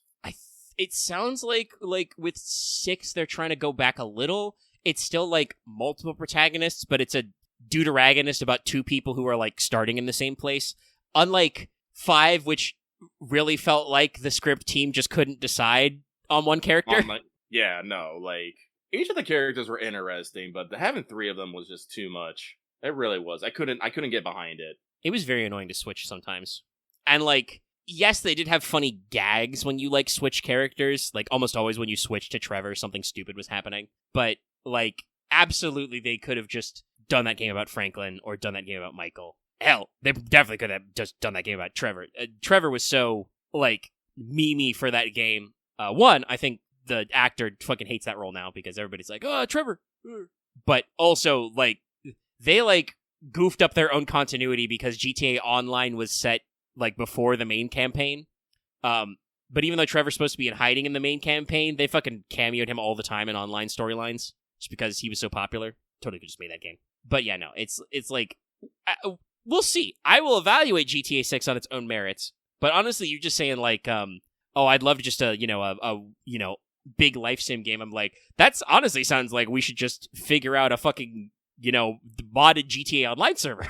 Then you really can just fuck around in Los Santos, dodging cops or being a cop or whatever you can do. Yeah, I never really got into GTA Online. I played it for a bit when it first came out. But it was one of those things of hey, if you want to do stuff, you got to pay real money or you got to spend a lot of time online. I'm just all I'm not going to spend a lot of time online. I got to the 30s or no, probably not the 40s in levels, which is not also really people that were far. just dicks online, by the way. Yeah, that was a problem early on. They got better about that of if you griefed other players, they would dump you in servers. But then they also keep generating new content and new server events, which was oh yes, we're going to have global armored trucks or helicopter drops that we want you to all compete for. And I'm no, I don't want to do that though, because people are just going to be annoying. But yeah, GTA 6. Hold on, I'm going to blow my nose. Not sure why my sinuses are so irritated today. I vacuumed earlier. But there's another video game thing I can briefly mention, just a little bit about. But speaking of games, that are probably worth their price point, because this one is technically free. Recently, you and I have both been kind of percolating on the edge of a new game. It's not that new, but it's new to us, Yeah. Voices of the Void. And specifically, this has come up most recently because of a couple of Rubik's Raptor vids. He's been cross-posting Twitch VODs to YouTube now, because Twitch absolutely ruined their VOD feature. They made it so you can only keep 20 hours of highlights / VODs tops, which is just if you're a career Twitch streamer is nothing. Yeah. So shitloads of people had to re-upload, so he's been doing that. And he's been posting some edited down videos. I've actually heard of Voices of the Void before. Mm-hmm. There were a couple of other YouTube channels I know who really like it. So obviously if you want to find out more about this, you should check out Rubik's Raptor's channel. But I mostly know Good Time Zone, which is a couple of the guys who left Team 4-Star to do more gaming content. They really like Voices of the Void. Seen them do a couple of stuff. And I also know that Zach Hazard, who also was on the Mike Burnfire channel of Zach's Gun Rants. He also really likes to play Voices of the Void. So I've seen a couple different people approach it. And it's really interesting to me because I don't know if they've ever said explicitly it's like this, but Voices of the Void is allegedly a video game about you running a SETI observatory in the Swiss Alps. You are a lone scientist, you listen to signals for alien life, and then some really unhinged stuff happens randomly. So I don't know if they explicitly said they were inspired by this, but there is actually a earlier game that has a very simple, very similar core gameplay loop, but it's way less unhinged. If I remember correctly, this Voice of the Void is based off a game which is based off another game. Like, this goes 3D, but I can't remember the name of the games off the top of my head. One of them is probably Signal Simulator. Yes, that's the one that Voices of the Void is based off of. That one's based off of Signal Simulator, but Signal Simulator is based off an older game. I cannot remember the name of it. Yeah, I can't remember. I think I've actually remember hearing that about Signal Simulator, yeah. So Signal Simulator is like, it's on Steam, it's a more normal game. That is a game of you running a SETI observatory in like the desert of New Mexico somewhere, and that game is much more normal for what you'd expect for this. Like, I've seen a couple of people like play through that game as well. That game is like much more about like creeping dread and stuff. Mm-hmm. Like it's not like properly a horror game because there's like maybe a couple of jump scares. It's more like existential terror of that you see things you're just like, oh, what is that? And also just like the psychological horror of you're fucking alone in the middle of butt-ass nowhere desert. The only thing keeping you company. Mannequins. Yeah. Kerfer's freaking out for some odd reason. Yeah. And Voices gets a lot more unhinged than Signal Simulator did. But like I said, I saw some people play Signal Simulator, so when I first saw Voices of the Void, I was like, okay, somebody decided to make like a little weird clone of Signal Simulator. But having, like I said, seen some more gameplay of it and like seen of the dev like in streamers' chats fucking with them, it's definitely like a different like breed of game. So I have it downloaded. I haven't played it, but I'll have to check it out sometime because it just seems like weird. It does seem weird, but like fun. Like, it's one of those things that like I would love to like stream and make something of this, but it's one of those things that like I don't feel like we have enough of a following in our YouTube streaming to warrant, putting in like making an effort to like do an extra stream of Voices of the Void and see me get slightly unhinged that shit happening. So I do need it. That's another thing we need to get back to is like just we have a lot of fun with our extra free days since we've paired in our schedule, but it's like I probably should schedule some bonus streams like once a month just to try out random one-off shit and see if people like it. You get back to that vibe a little. We really. But sometimes we have fun just relaxing and playing Supermarket together. Which I've got to be honest, we have fun doing. That I do not think is like a great game for streaming. We have our funny moments. Actually, let me see if I can just pull it up. Because like the main thing is that just like because thinking about it, right? Like whose POV will we stream? Neither you or me has a very interesting POV, I think, in that game because I'm always like running with the iPod, double checking the stock, buying more product, stocking shelves and shit, and you are usually like rearranging the store or thinking about decor and stuff and like layout. And it's like, we have fun playing that game. That game I do not think is necessarily a good stream game. Voices of the Void could be a stream game or could not be a stream game because honestly, something might not happen for like 6 hours. Axe is right. It probably is a podcast game where we can just, it's like Power Wash Simulator. Yeah, Power Wash was so fun. I can't believe they're making a sequel. It's going to be rad. Yeah, so the patrons are going to get some no context images. Every time I see it. So patrons, here's some context. This is me playing Supermarket Simulator. This is from someone else. That is my character. I am the store owner. I wear a business suit and a knight's helm, and I wield a broom with deadly efficiency. But I have bought the cool guy upgrade, which lets me do funny things. So those pictures of boats aren't actually pictures of boats. There's something else, but they can't see them. But since they can't see them and I can't see the boats, they just see me sitting there staring at fucking 2 pictures of boats, cackling to myself. Actually, let me see if I can find, Yeah, I think you posted a screenshot of your POV. Yeah, hang on. As Axe joked, RTX on mode. Because what actually those 2 images are... Oh, but also while Lucky is grabbing the image, there it is. Yeah. But while the patrons digest that one, also shout out to Supermarket Together. Once again, another game that is free and is an optional DLC for a shitload of cosmetics and other fun bullshit you can check out for like $5. Check that out. It is like also immensely fun. Yeah, no, Supermarket Simulator just lets you take images from your computer and put them on posters. And you can just decorate them on. So I took a bunch of images from Nikkei of Siren. I've just been posting them in there. The decoration's coming along nicely. They also have this super fun thing that they like is that you can put up TVs and you can play videos on that TV. So I went and downloaded the music video for Nikkei's Unbreakable Sphere and just put that up. That's what's playing in the supermarket on my end. The other guys don't get that because apparently you can only get that if you're doing if you have the Cool Guy bundle, which is funny. Yes, you now guys all work at Siren Mart. We get a very funny. Here's a picture of the TV, Loth for scale. Loth is staring at you. What does he see? But yeah, like I said, that's another game that's just like the amount of time that it would be funny. Oh, we do need to just Robin. I trust you to go forth and spread Loth for scale to all corners. But yeah, like we said earlier, this is a game that like has enormous amounts of just downtime where we're just running the store quietly, and then occasional hectic outbursts of like somebody in the crowd goes, "Oh, I can't find sushi," and we're like, "Where's the sushi?" We're like, "Fuck, we're out of sushi. Why isn't there sushi? Wait a minute, we turned off all the employees because they were really annoying to us last night." So yeah, half the shelves are empty. So no, Supermarket Together is a fun game to play together, and I do think it's like if you were to stream it, it'd be along the podcast. We're just gonna be talking about everything else.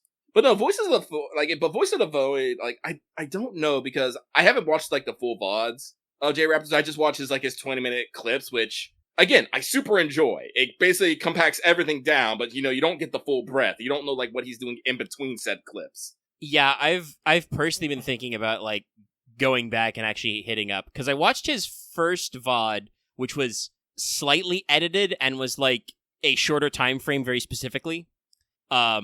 But I have not like been keeping up with some of the other ones. Like I think the one he just posted on the Rubik's Raptor X channel is like 7 hours, and I'm like, yeah, there's gonna be some downtime in there. So I do want to see, and I want to like I said, I downloaded the game to try it out for myself.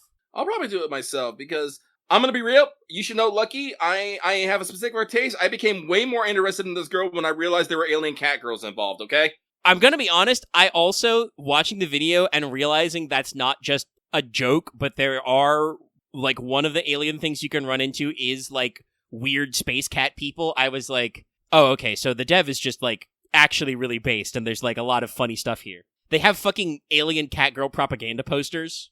You can give them shrimp and they start liking you, or they can pipe bomb your house. This is exciting to me. Yeah, like there seems to be like interpersonal relationships you can do, and they're also weird shit, and like apparently you can like the Earth can just get zip bombed to death.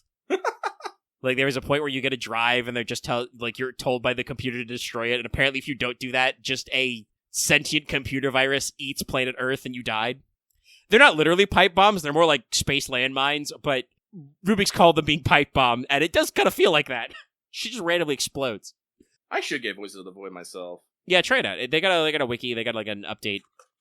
It's just like a little folder even. It doesn't like even do like a standalone install, so you can just like drag and drop it. Like I said, I haven't had a chance to play, but I downloaded it to try it out just to see, because it's like it seems like it has a lot of like random events and stuff, so it's kind of one of those things where I'm like, okay, I need to like play this myself to see how the gameplay loop works, because like ostensibly you are supposed to actually like do SETI shit and like fix the servers, analyze signals, that kind of stuff, and kind of see what happens there. And I'm like, that seems neat. I should see if I'm down to clown with that. Not that I need more video games to play. See the conversation we had about backlog. No, I want it in my periph though. Yeah, I want to try it. I want to keep an eye on it because we have a few PC games we're like keeping eyes on. Like I don't know, maybe one day me and Omega will have like a free day and we will just play it and I will record it or he will record it and we'll just sit on that footage until one of us remembers that we can edit software and do something with it. Honestly, that's probably what I like. Genuinely, that's what I want to do. I just want to record a bunch of us playing Void Simulator. I would like to get Omega like what Raptor did and just have one of us be on a fucking on the radio, just click and talk. I thought that was really fucking neat, but it was. I should figure out like a filter for that. Hopefully, I don't need a separate piece of hardware for that. You might. I can look at it. We just might have to get like a different VoIP system. Some stuff. I should look at that anyway because like I don't need to do that for fucking tabletop games, but I would love to do that for tabletop games. Give myself some echo, that kind of shit. Oh yeah. Listen, increase the production level. That's what we need to do here at Sony. We need to increase the production level because we need a bigger audience. Lucky never wants to become super ultra mega popular, but I would like to be a little popular, you know? Yeah, this is a conversation I've had with myself about like stuff. I'm like, no, I'd like us to be a little bigger because I'd like to be able to like occasionally connect with like cool people, and not just to shoot videos, but like also maybe we could actually do some collabs because the audience does occasionally ask about those, but also just like, get a little more hits on the content we like. Just think now how much it tickles us when we just get like a couple people in the comments of Rain. We get maybe a dozen comments on an episode of Rain. Oh, crazy. But we gotta improve the production. We gotta do something. Keep our eyes on some stuff. We gotta solve the internet. And at some point, we'll shoot Gil vs. the World 2. I think I have to reread the script again to see if there's been any new research. Honestly, if we had 20K, I'd be happy with that. 20K sounds great. I mean, I will say this. Technically, the way like the script is structured, Gil vs. the World 2 stops at like LB6. If we go to like include Trom and LB7, that's probably like 10 more people I could put on that list. But I don't want to do that because, one, eventually more videos would be better. Gil vs. 3 would be better than Gil vs. the World 2.5. But also, the script I wrote took a long time to write already. I don't want to add a lot more to it. It's just, anyway. But yeah, Voices of the Void seems neat. Other stuff seems neat. But like I said, I do have games I need to clear because I have one of those moments where I'm like, no, I really do need to keep paying for PlayStation Plus every year because just they give me free games and I fucking play them. My current like time killer is I just play the PS5 version of Played Up by myself. Like God, that reminds me, they're putting Metatron on PlayStation Plus, and I'm like, yes, no, yes. And I don't feel bad that I paid for it back when it was hotter. I like got 6 months out of it. But yeah, no, Balatra's going to be free next month. I think that's honestly the best pick out of the 3 monthly frees. What were they actually? I did pick up the RoboCop game because I heard that was actually pretty good. Yeah, I did add it to my library. I haven't had a chance to check it out. Oh, actually, no. For me, the other one is because it's Ark Survival Ascended. So, yay. I don't know if I want to play Ark on the PlayStation. I'm going to be real. No, I'm not going to do that. But the other thing, actually, I am interested. Another one that's a good pick for me is fucking Warhammer 40k Bolt Gun, which is the like Doom clone 40k game, the boomer shooter. It's like deliberately retro FPS, and I'm like, well, shit, that I'll play. Which, like I said, is not great because I'm already, despite the fact that I already own this game on Steam and I've played it a lot, I'm playing Played Up on my PS5 just because it's like, it's fine. The buttons map to controller perfectly well, and it's like something I can do for like a couple hours in between, vast farms of FF14 and stuff. Or getting harassed by Lucky about rain talk. Also true.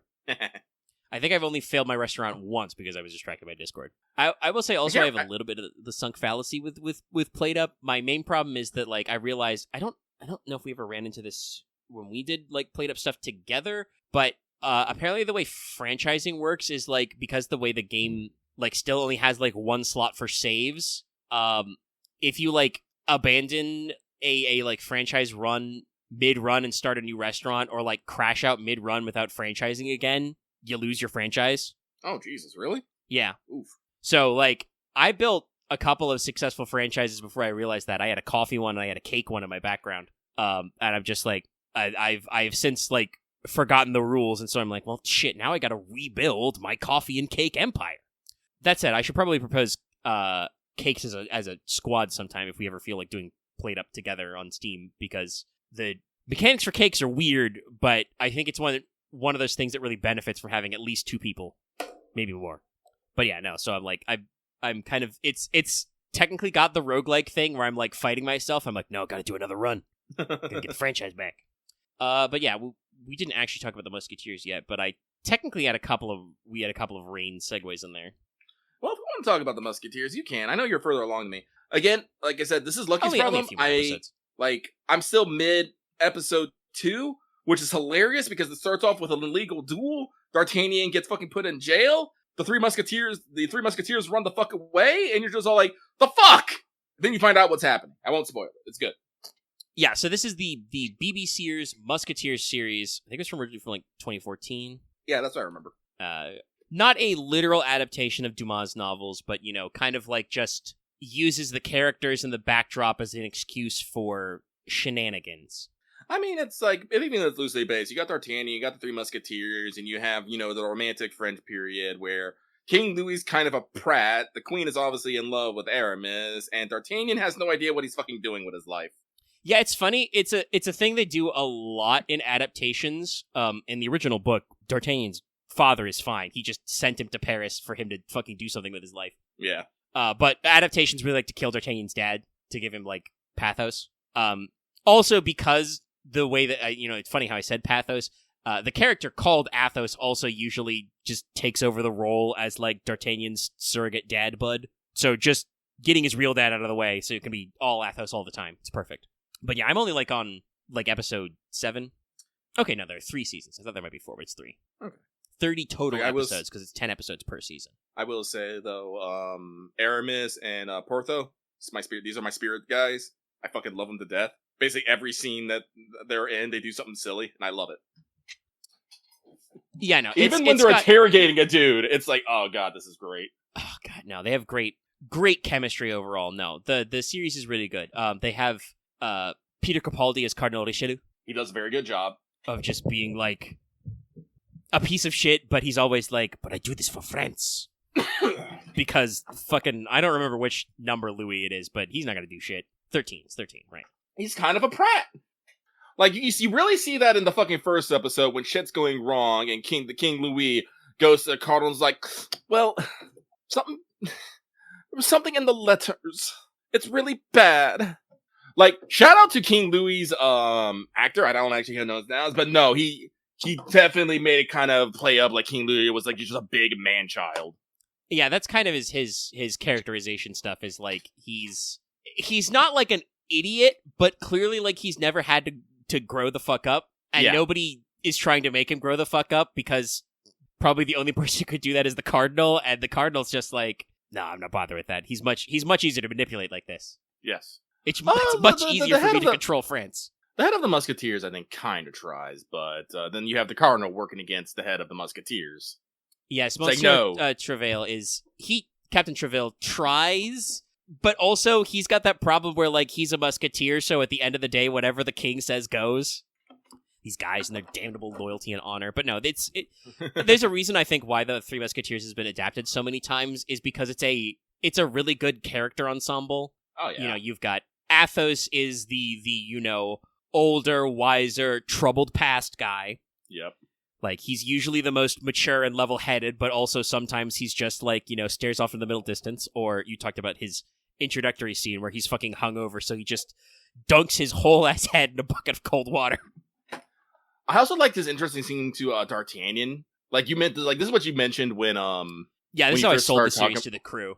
Yeah, no, like, D'Artagnan says, one of us dies today, and Athos doesn't say anything. He just picks up his sword and assumes the position. He's always like, well, I guess we're just doing this today. Yeah, it's a great scene because, like, in the first episode, they're kind of, like, separated, but they all come together. So the Three Musketeers have been, you know, doing a thing, and D'Artagnan has been running down his own plot where his dad is killed by fake musketeers. And so, you know, he's been leading up to finding Athos, so he just rolls up to Musketeer HQ, pistol drawn, and just says, looking for Athos? Athos turns around and is like, that's me. D'Artagnan throws away the pistol to get his sword out and says, draw your blade, one of us dies here today. And then Aramis, I believe, is the one who quips, that's how you make an entrance.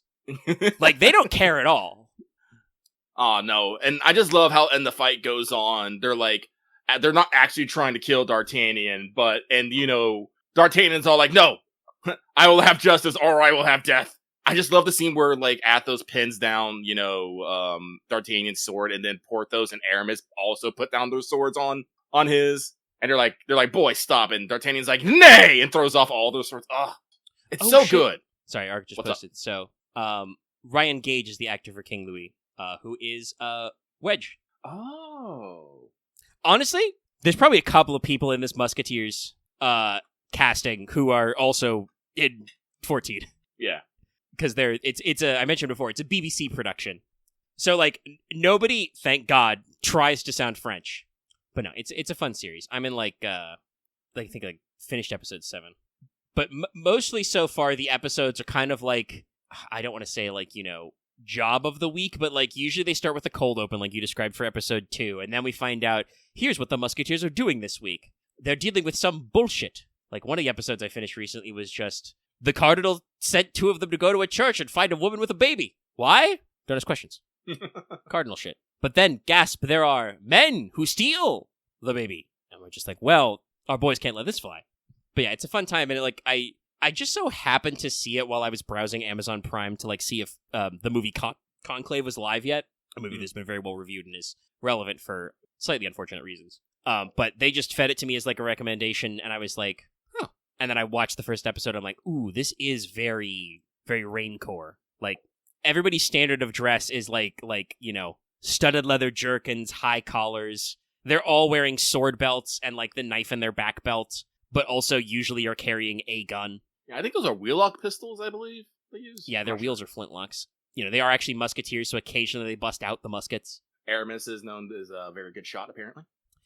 I also do like that, it is an actual part of historical fencing, but very often they incorporate the offhand. I think there's a fight scene in a later episode where just Athos has his pistol drawn, shoots, the first guy. Well, then you have to stop to reload. No, he just flips it around and uses the butt end as, an offhand club. Oh, no, actually, I think a lot of the fight scenes are really good, especially when they're fighting, multiple people. Yeah, they have their rapiers out, but they're also, throwing out, hooks and fucking kicks while they're fighting, too. It's one of those things they talked about, in the beginning of the episode 2, in the beginning of the duel in episode 2. It's all, fucking D'Artagnan just literally kicks the guy in the nuts. At one point, I'm all like, man, I should be incorporating fight weapons and fight more often in combat and stuff. I'm probably not actually going to do that because I'm going to be doing stuff. It's just one of those things. It is, depending on the fighting style stuff, there are esoterics for that. I know I put that in for a fact in the single knife blade one. Is just it's the level 2 or 3 is just hey, if you get an extra set on your knife attack, you can just turn it into a punch or kick for free. Just because that is actually a real life thing of if you fight with open handed with one knife. If you're not controlling the knife with both hands, is you do that so that you can just cold cock somebody with your free hand. They haven't actually shown any sword breakers, but they do kind of a variety of stuff. The bad guys go anywhere from masked highwaymen with sword types to just goons with sticks, stuff like that. Technically, Porthos doesn't use a rapier. He's got technically what would have been called historically a broadsword, because it's a big fat blade, and Porthos is the team big boy. He is big enough. So they do each character has their own unique fighting style, and they switch up a lot. And like I said, the choreo's really good because anytime they can show the characters doing something with their offhand or something else, they got them. God, sorry, I'm thinking about the fucking night fight in episode 1 where just the guys are sneaking up and they're just okay, here's the plan. We're gonna pick them off one by one, and then D'Artagnan, of course, just sees the guy who stabbed his dad and just draws a sword and he's like, "Murderer! I'll get you!" Him. And then I think one of the other guys just quips we could just rush in. No, it's great. No, so I do want to get more into it. I will work through it as we can. Because like I said, good Rain vibes. Maybe actually sit down and think about Enos's clothing style. Do a lot of research into clothing and stuff until I found something that I was happy with. Doing medieval research is fun, guys. Yesterday I was specifically looking up furniture and whatnot and seeing about different types of styles of desks and stuff. Because Enos has an office and I need to decorate it and I want to visualize it. Also, I find actual writing desks kind of weird and lame. A regular very minimalist. Desk is usually they're usually very plain and normal. It's you got a table with a drawer under it. That's it. That's what a writing desk is, guys. Well, and I think the reason why it's so common is because it's so plain. It's because it's a relatively simple and cheap version of furniture you can do. Yeah. Nah, Enos wants an executive style desk though. It has a bigger footprints, but an executive style desk, everyone knows it. It's just, a desk, but it has just the drawers on the side coming down. And probably, a little writing tool, like a drawer for writing implements. Yeah. But no, I'm going to use the opportunity to segue into Rain. Like I said, big Rain thoughts all week. Really big Rain thoughts, actually. Fuck. Guys, Lucky just realized he's a fucking idiot. I know I've been saying this a lot, but, I really felt it with this revelation that I had. Because it is only this week that I realized that Omega was I won't say he was yelling it from the rooftops or having, a giant neon sign saying this is what's happening. But he has definitely, let it be known that things are happening. And yeah, that's an executive style desk. Enos is getting hit one of those. Desk. Good desk. It's going, like, I've realized something that should have been, more evidently prevalent, like, throughout this campaign. It just did not click for me. And the weirdest thing is it came out of, like, a completely as a non sequitur in a conversation. Because I was looking at company actions and looking at rules for, getting more stats and stuff. Because, in Rain, you can't just make a roll to increase territory or treasure. You have to do something. Usually you have to either expend, you either have to conquer, conquest, or use experience to raise treasure or territory. There are some other things you can do, like if a character has like treasure above like 3, 6, or 9, they can just invest into a company and give them just treasure 1, 2, and 3. Yeah, if your company doesn't have a lot of treasure and a character has a lot of wealth, or you find a treasure worth a lot of wealth, you can convert that, but that has a cap. That has a cap. It can go no higher than 3. I don't think wealth goes higher than 10 as a stat. No, it doesn't. So I was looking at this, and I mentioned offhandedly, hey, is there going to be... it'd be really cool if we can like permanently combine with, House Egg and all that stuff. And you were all like, that's not going to work, buddy. And I was like, oh, okay. Well, maybe like on a temporary basis, in our hour of need, we can stand together. And you just said, frost child noises in the distance. I'm like, nah, and that just made me think, actually, why did Fimbulwinter stop? And you were like, because of the Covenant. And then, like, I don't remember exactly like where the conversation happened from there, but there was a couple moments that we had to realize that the whole, like, the Covenant is not, just an agreement. It's kind of a shield of the world. And I'm just all like, oh. And then, like, all the, like, the little pieces of what we have been doing in fell into place. Like, Axe is saying, like, this is probably, like, the first time the Calamity software comes. I was like, no, I'm pretty sure Omega has mentioned it at some point, like, because I think this is, like, kind of the gist of what Loki Torchbearer was talking about in his message. And other stuff. It was definitely subtext. Yeah. But it became textual when I actually, like, sketched out what the content of the Septascript was. And at some point, you guys asked about that. And I was like, okay, here's what's in the book. Yeah, no. And, like, you wrote that, but, like, I remember Enos particularly hadn't read the Septascript because I was like, church, meh. And only recently has Enos gone from, relationship unfriendly with church to relationship neutral. And then you just dropped the Septascript document on, and I'm just looking at it. I'm just like, I see. And so I've just had this moment of like, oh god, like, no, like, the Covenant might be fucking failing, and things might be slipping through on the other side, because the calamities are not actually stopped, they've just been contained on the other side. And I'm just like, oh, that's not good. Yeah, and this is, obviously some of this is Session 0 stuff, but in general, this is just me answering the question of, like, the guys came up with kind of a, like post-apocalyptic, historical fantasy setting where lots of bad stuff happened because the idea was that, the guys wanted spooky monsters to fight and stuff. And I was like, well, there's rules for spooky monsters. And so the question was like, well, why do spooky monsters happen? And they're just like, they're just kind of like a curse. They just kind of exist and keep existing. So you can't be rid of them for, like, forever. They have, like, peaks and valleys, but they're not, like, ever 100% suppressed. So I just kind of follow that thread to being like, okay, so monsters crop up and they exist. And why do they exist? Well, they just kind of happen. And, like, I know there have been some questions about, like, how much they're part of, like, the normal ecosystem and stuff. And usually my default state when I get clarifying questions or stuff brought up after the game is like, usually it's like, no, we built this world in Session 0 to follow roughly these rules. It's like, we didn't want to make sea travel instantaneous, but not too long. So it's, generally ballparked is about a month to get there. Also, actually, the Bible is actually full of, like, world lore. Have you read Genesis ever? One of the few books I am actually familiar with. The Old Testament is basically like a religious historygraph of the world.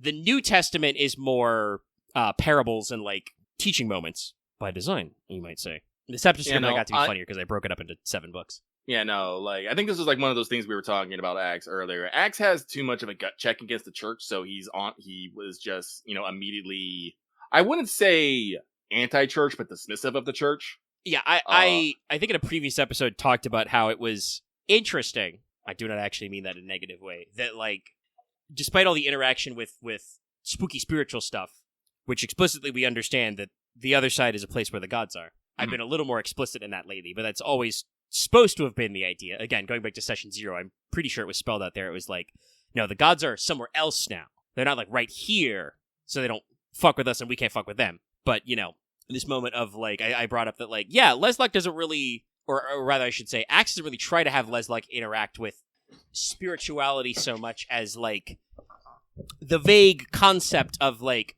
spookiness or the occult or supernatural stuff. Like, he's not like a skeptic or a non-believer because he's up to his ears in clearly supernatural stuff, but as a player, Axe wasn't really having Lesluck engage with the spirituality side of it, which is a factor that the boys have run into of me writing of, like, you want to hit you with that real talk, like, yeah, in real life, I have, a big question mark concerns about large state-like organizations, that run things and set rules for people. At many times the church has almost operated like a government. But I'm also one of those people that's like, faith is a part of the human condition. Like, humans have been believing in stuff that is, often to an outsider, sounds fucking crazy. Nonsense. But that's, how superstition is. So it's always been a little, you're being too communism-pilled. Religion is the opiate of the masses. States have used it that way, but that's not why religion exists. Very rarely, how should I say this? This is a real talk question, but, like, religion, spirituality, faith does not start as a top-down construction to govern your life. It is honestly, a bottom-up construction. Honestly, all religion is organized superstition. Yeah, ultimately, like if you have an organized religion, yes, it is like you said, it is a act of faith or superstition that, like, accumulates and get organized. And some religions are much less centrally organized than the Catholic Church, which a lot of the Western world has, thoughts about. Yeah, for good and ill. No, but so yeah, no, like, it's one of those things that I'm probably gonna actually have to, like, in character pivot a little bit on. I've already been thinking about conversations to have with characters on that, and that's gonna be fun because we already got a lot to do in game. Very excited for this Sunday. Gotta have some conversations with people. I am slightly dreading the one that I gotta have with Aaron's character Conrad. Lucky was dumb again. I mean, you were headstrong, but I think you did it at the moment to get the point across. Like, it was and I think if those of you who've listened to the episode, out now,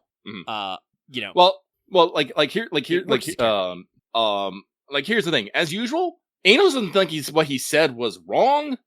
Well, like I said, this is me, because, like I said, I get in the moment, I say what comes to my head. And unfortunately, Conrad probably didn't need to be so heavily insulted in public. Unfortunately. That's why Enos kind of had that panic moment, and to get Conrad from leaving, challenged him to a duel on the spot.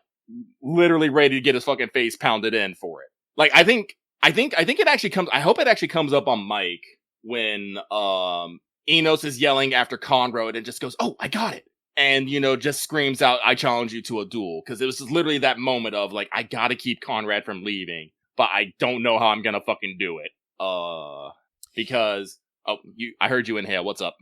No, I was just gonna say, I didn't know if you were done or not, but I was gonna say, I definitely think that you can tell, like, the beat later, and I think you typed that in text later, but there's a moment where I think you did a great character beat for both characters, and you did a very important thing because it worked, but later you had the realization, like, oh, I didn't have to do that in public. Because I, as the neutral observer, immediately in that scene, am like, oh, well, he's just yelled this out in front of, like, 300 dudes, so, like, yeah, everybody reacts, and, like, formed a ring of guys, like, and this whole thing, and I had a lot of fun playing Moira as usual, as simple but exasperated. Yeah, no, because honestly, I think Moira thought Enos was going to get his ass beat too. Like, she was probably expecting that Conrad would at least, even before he said fists, would, like, okay, great, they're going to fucking fight with swords. That's not gonna go great. And then even Fist is like, oh, this guy's gonna get his ass clapped day before the fight. And then you guys just kind of like stood at each other, and like the boys, the troops were disappointed, but I think Moira just thought you were both being silly. Enos was being silly, but it was literally that last minute gambit to keep Conrad from leaving the field, because Enos did not want to give the impression that, the top were divided in front of the men. And so that's like when Conrad started leaving, Enos was panicking. Like, I don't know if that came across when he started yelling at things for Conrad to fucking, back. So, no, but it's like one of those things, like, again, Enos doesn't think what, like, Enos that Conrad did something fucking stupid. And like, I've been thinking it through my head of how I'm gonna explain this as Enos to Conrad later. Cause, I'll talk about it, oh no, Enos has very good dodge, but no, if Conrad had swung, Enos was just gonna fucking take it. That was Enos going mea fucking culpa. I'll just take the fucking punch. I deserve that. But yeah, Conrad, Enos realizing that the code of the duel has caught up with him, he's like, well, shit. Mm-hmm. But Conrad went out to cripple, injure, maim an enemy organization without telling anybody and without confirming whether the information we had or when our troop deployment would be. So if he had caused a scene with the gang, they could have gone to ground, counterattacked and stuff, and we may not have been prepared for it. So Conrad's action could have put the whole operation at risk in a variety of ways, and unfortunately, Enos did not have the vocabulary at the time to explain that fully at Conrad in the moment that we had. So it's like one of those things of like, honestly, I already know how I'm gonna. I mean, he does do it sometimes, but our character, like the character we have who should probably call people out on their bad, like, systemic tactics more is Logesh.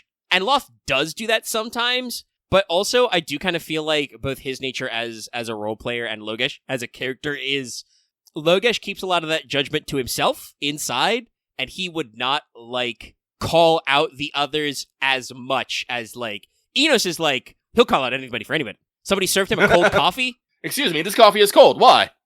Do you hate me? Waiter, there's a fly in my soup. Is this an assassination attempt? Like, and I don't want to say that, like, Logesh doesn't call anybody out. Like, he's had some good calls of, like, I can't believe you were this stupid. Like, especially towards Nicola and I think some of Conrad's Wargman stuff. He's just like, you've been an absolute fool. You complete dunce. Like just hand Logesh 2 slices of bread,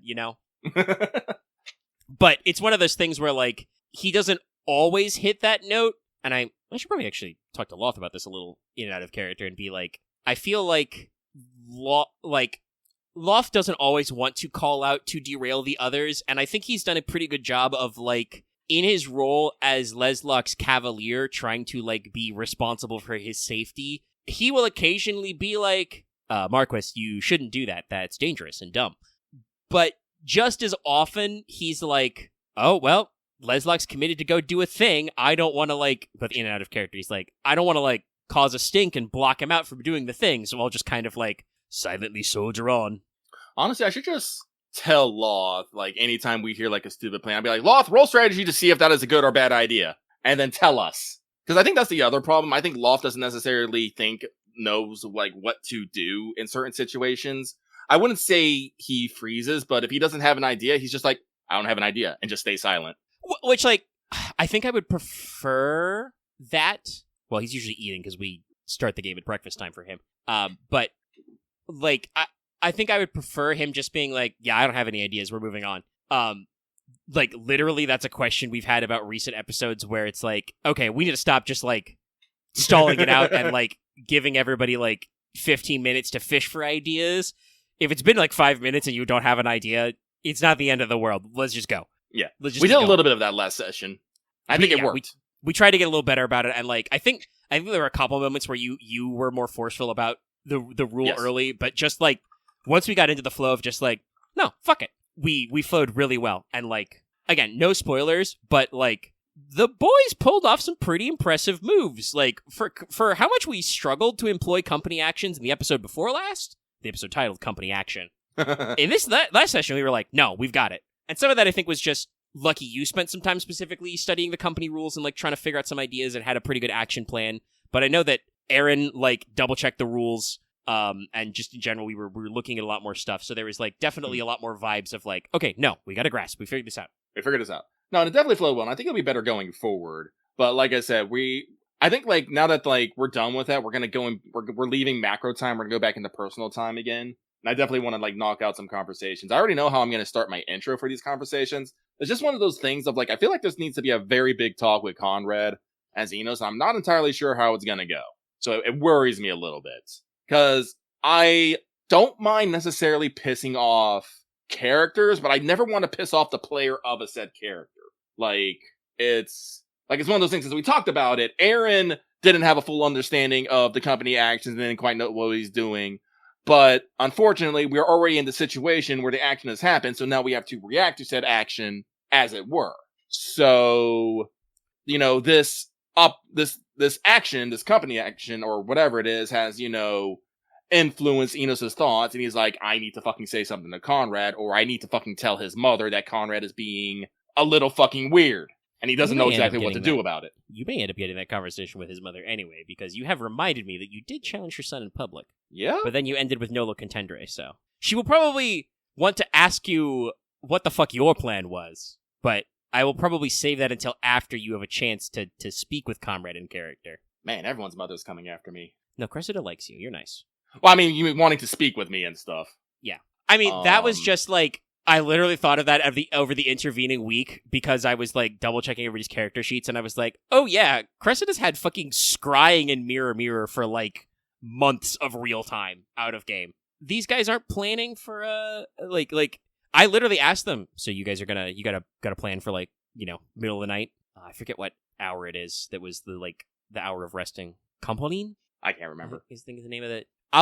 Hey, funny enough, the Silver Tower is a clock tower, so I'll get to redo all this exposition in a week or two. Or a day or a week, I should probably say, depending. But anyway, they called in for like the hour when everybody should be fucking asleep. And I was like, so, you guys have no plans to break off this meeting, you're gonna sit and chill. And there was kind of some like hemming and hawing, like, is there anything else we can do? And ultimately, like you said, it was like, if you don't have any ideas, we gotta move on. It was like, okay, they don't have any other plan.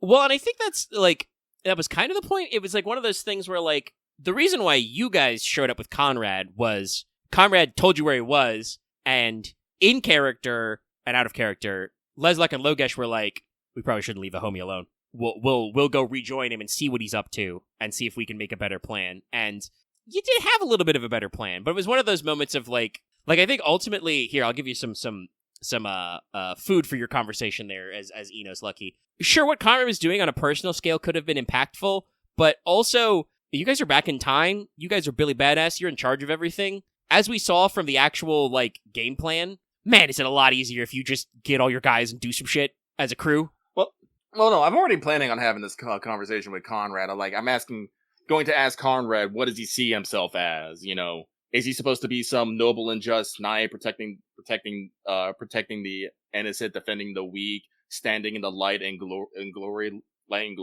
or is he supposed to be, you know, a shadowed vigilante, thinking himself above the rules and above others' lives, taking them as he pleased, enforcing justice with his own hands? And I'm gonna tell Conrad he can't be both. Gonna hit him with the big melodrama. That's gonna be so funny if Conrad commits to becoming Wargman. Yeah.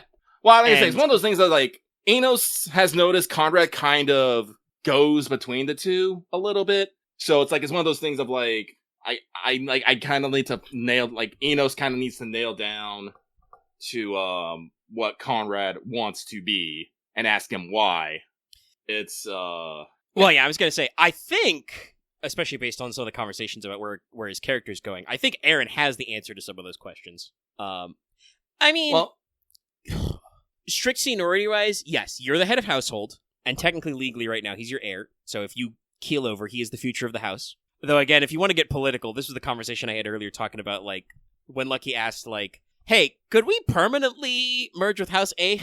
And I'm like, well, if you wanted to do that legally, you'd have to kill a lot of people, because you'd have to wipe out all of the current Countess's family all the way down so that it would switch over. But then you'd also have to get rid of Leslak so that Conrad would inherit both, which on paper could happen, but like I said, would involve a lot of murder. And I was like, no, okay.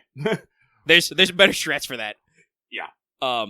So like on the one hand, the house should probably be a little concerned that like Comrade doesn't kick it until Lesluck can get married and have normal legal heirs. But you do have 2 spare siblings and a spare Logesh.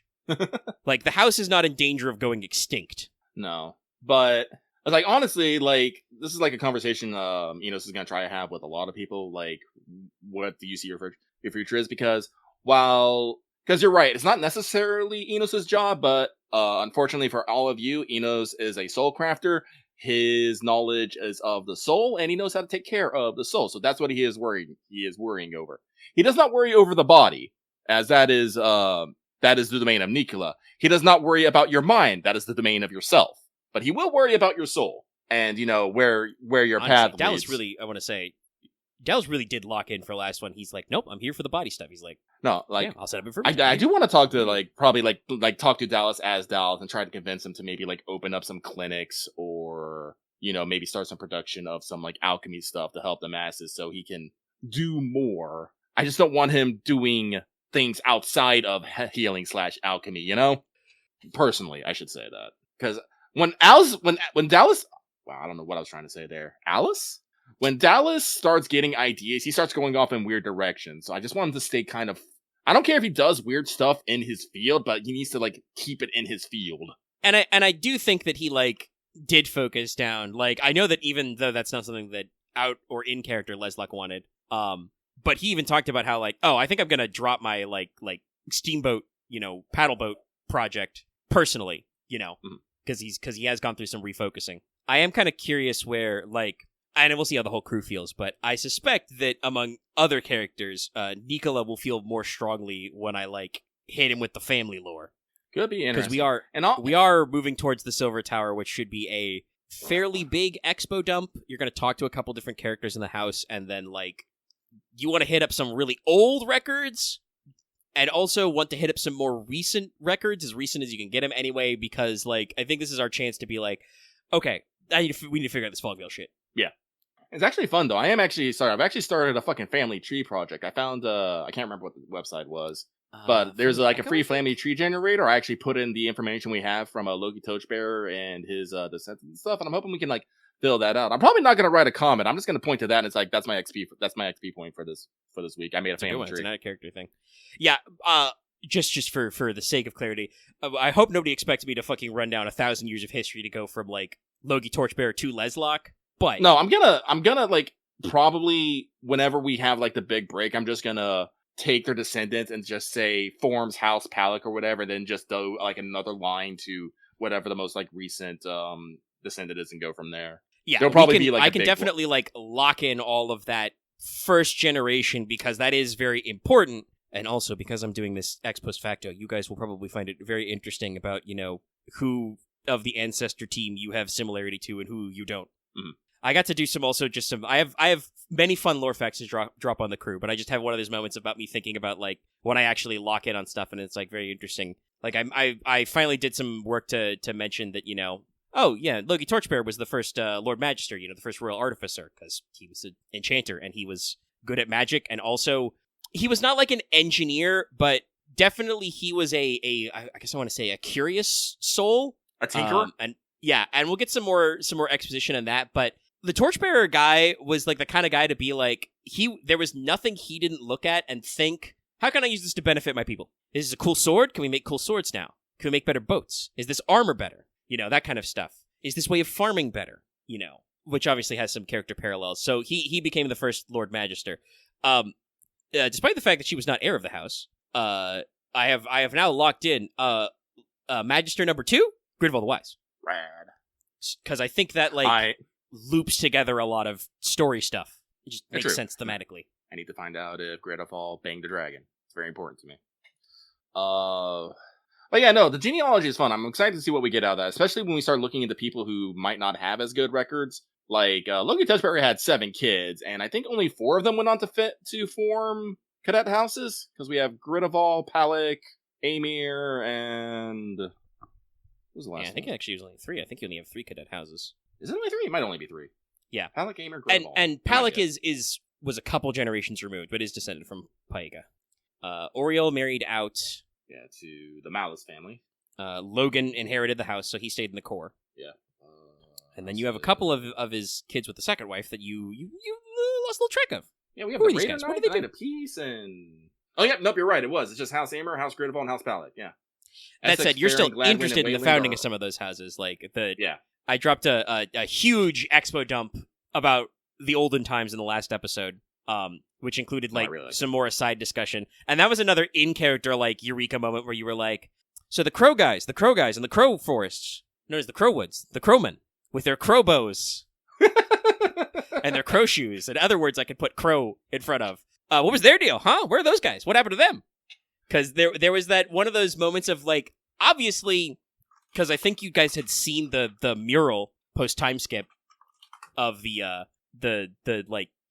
very loose depictions of them as the quote unquote crow-headed men, you know. Mm-hmm. But yeah, no, I'm wondering how did House Aemir come, to have the crow the Corb wood?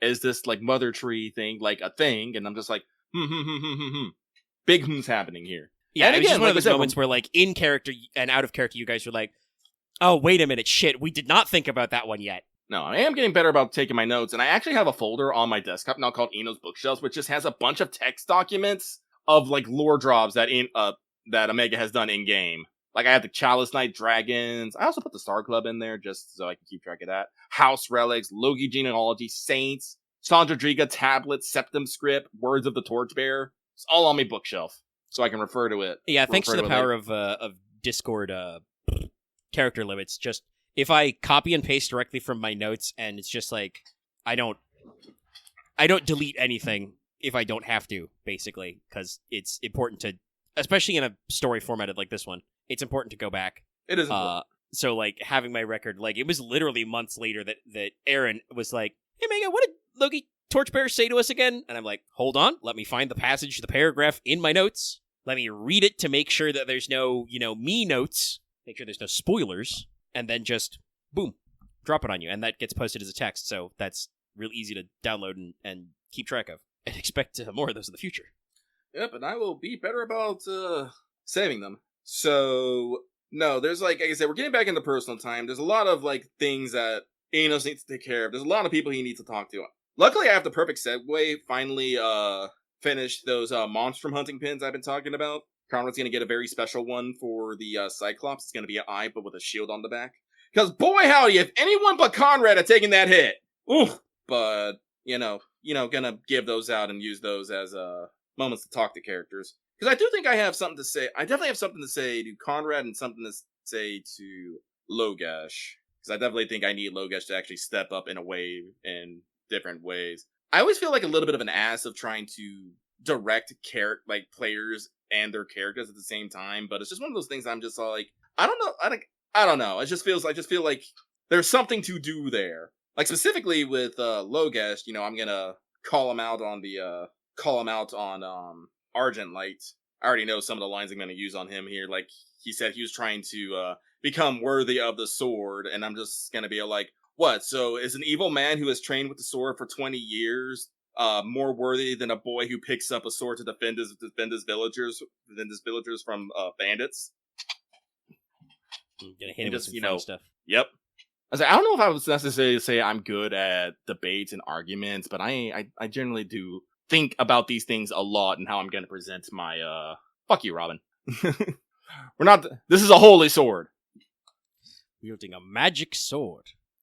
No, I mean it's one of those things where I think actually Axe is correct in that I don't know how true it is to acting, but we're doing an ensemble. We're technically doing improv, so the purpose is to hopefully bring everybody's characters to fruition. There are some characters that we have no problem having them do in character things, but they need to do character focus. Dallas's Nicola is that's one of the things where we had a moment of hey, Nicola, we think you're doing too many things. You need to get your shit together and focus on the job because it's very important. And he was like, "You're right. Mm-hmm. I do need to lock in." But then if Logash doesn't think he's worthy of the sword, I'm just gonna be "Dang, give it up, sell it, give it to me. I'll find someone worthy of it." And then he's gonna be But yeah, it's that's the kind of thing where, and I think based on what I know of Loth, if you give him responsibility and you give him the framework to do it, like we just said earlier, we were talking about 14 stuff. Lots of great tank. He has no problems doing that thing to like shoulder the run and even like run the party basically, do callouts and shit. Mm-hmm. But he has to be set up of being like, okay, I'm main tank, not as opposed to like, asking, he's like, oh, Lucky, do you want a main tank? And sometimes you're like, yes. And then sometimes you're like, no. And then when you say no, Loth is like, okay, I'm main tank. And we're like, got it. So like, I know he has the power to do like small squad organization right there. It's just the moment I think of just like, we gotta set him up as Logesh to like take those responsibilities and be like, no, you have the capacity to like run this stuff. And I think he did do a very good job when in character Leslock picked him as like the military commander for the op, and he was like, okay, I'm commanding. All right, I'll do this here, I'll do that here. I'll ask you guys in character, where would you prefer? And they're just like, this, that. And we're like, It's like, okay, cool, you go here. Mm-hmm. Even though Enos did not want to go to that place. Yes. So like it's just a thing of like kind of setting up to be like, and maybe like titles and responsibilities changing kind of thing. I know you've talked a lot out of character of like trying to find shinier titles for Logesh. What was it? Justicar, I think it was a good one. Yeah, I think that's the one in the book, like talking about titles and stuff, but has a couple different ways you can interpret it. Yeah, yeah, a lawbringer. Because like honestly, I mean, I know that Dallas said that like he was kind of surprised to get his position locked in. No, Justicar, there's not two eyes. We're not doing the Justiciar thing. But like I pretty early when we got after the prologue set up very simple stuff of like, okay, well, who out of the characters would be best suited to be Leslock's bodyguard? He should have a bodyguard. Well, that sounds like a good job for Logesh. You should give him that responsibility because he's like kind of fighting oriented and it gives him a reason to be around all the time. Conrad's still, the heir, so it gives him a reason to be there all the time. He's got to stick around until this gets sorted out, and then presumably he'll find something else to do. Honestly, actually took character development time for me to, like, propose a role to slot in for Enos to be in charge of people and be involved in everything all the time. Mostly, Enos was just in the crew because it was like, well, none of us are quite as dramatic as Enos, so we need him to do stuff. And obviously, kind of the general rule, well, Enos is, quote-unquote, capital F family, so of course he's with us, but, like, what's he doing, And I think even, I want to say, part of the time in Lampclair, I think even in character, you struggle as Enos to have him be involved in stuff, because it was like, well, Enos is just kind of the talky crafty guy, so I'm gonna go craft. Yeah. But, like, it was the same for, it was like, I had pre-set up that you had an opening for your court physician. So it was like day one saying, oh yeah, Nicola would, of course he's the court physician. Do you think you're unqualified? No? Okay, you're here. This gives you a reason to be everywhere and do stuff with us. And I think I didn't really realize that, like, it kind of makes sense though, because all the characters are young, but like, a lot of the characters locked in on like their early roles. I don't know if anything specifically out of character. I think that like, because we talked about this, in character, I think you're pretty good. I think I did actually, no, yeah, definitely I think it was out of character, because I was talking about like either Summer Court or kind of like, whatchamacallit, the like all hands meeting.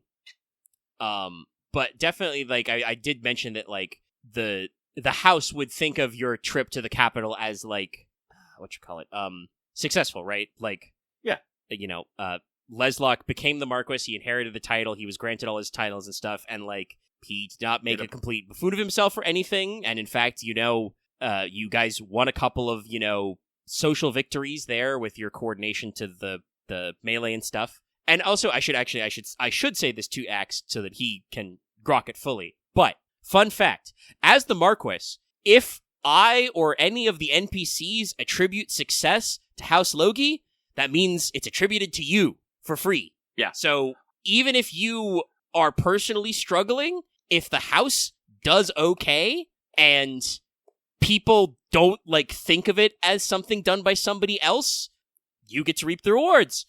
If something bad happens to the house and it's not clearly somebody else's fault, that means that it's unfortunately your fault. But it goes both ways. Yeah, no, like, Act, if you remember correctly, when Enos did the all hands meetings and was explaining his stuff, he basically put all the victories at your feet. Like, whether or not, like, you had direct involvement in it or not. Yes, that's a good point. I should remember. I forgot that, but because you wrote that speech, but it was very good. Yes, you definitely, like, laid a lot of your successes at Leslok's feet, regardless of how much he was there for directly. But Like, he did kind of sign off on most of it. yeah, he did. But like, no, we put the marriage, like we said, that was all you. The getting the deal, that was all you. Making the getting the deal with the Baron, dealing with House Cheval for the food. I think there was like one his other office thing. did sign off on all that. And that's a good I believe idea. we Enos, take laid care of this the recovery of Silvertongue at Conrad's feet, because he did take that. But I can't remember. I should actually double check. But I believe that I still involved you in said thing, because again, these are all things that you have to sign off on. It's like you're the Marquess. Like, as much as we like have our own secret things, if we do anything like as the house, you have to be clued in. And I think that's been a major part of like Leslok's character arc, is like his big struggle early on was like, no, guys, I'm not gonna fucking explode if you tell me a secret. Like, please loop me into some of this stuff. Not that direct, of course, because sometimes Axe is not that great at being that direct. And also, Leslok and Axe are not a one-to-one. There are differences there. Mm-hmm. I also don't think that, like, Leslok is a character who has, like, a super high amount of graces, right? Like, he definitely doesn't feel like the kind of character to be quite so brazenly direct. He would probably find a polite way to say it.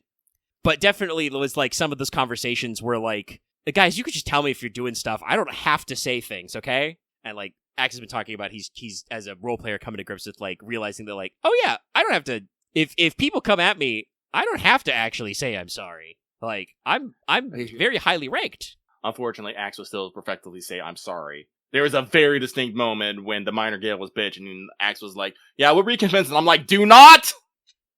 Yeah, I think he after the instinct was for him to just say, sorry, we'll figure it out later. But when you called him out, he was like, no, you're right. Hold on, I got this. And they're like, your complaint has been heard. That worked a lot better. Yes. In character mode, which being like, your complaint has been noted. Very good, I approve. But we're all working on character stuff. No, it's true. And so again, I'm super excited for Sunday. Like, honestly, I don't know actually how far we're gonna get. Like, because again, we were talking about this thing where it's like if we want to have like full on scenes or just have like a quick dialogue with character. Some of the things I can just have a quick dialogue with, like, I'm going to tell Mega, hey, during some of the downtime, I'm going to go down into town, check in with the trade guilds. I'll take fucking Erdine with me. I'll show her the Culinarians guild outpost, have a gay old time. I'll probably check in with Mainwall, ask him if he knows anything about ancient records, and just ask for an exposition dump later if he does. But then, I would definitely want to have conversations with, at minimum, Logesh and Conrad. I don't know if I need to have him with Nicola now that he is on task, I guess. And I think the Marquess is, staying the course unless the Marquess wants something he wants to ask me. People feel free to come and talk to Enos about stuff. It's cool. So I at least have like 2 big scenes I want to get out of the way and a lot of little things I want to take care of. And I don't know what everyone else wants to do. I know Aaron was talking about like he was wondering if we were going to have downtime because there's some things he wanted to do.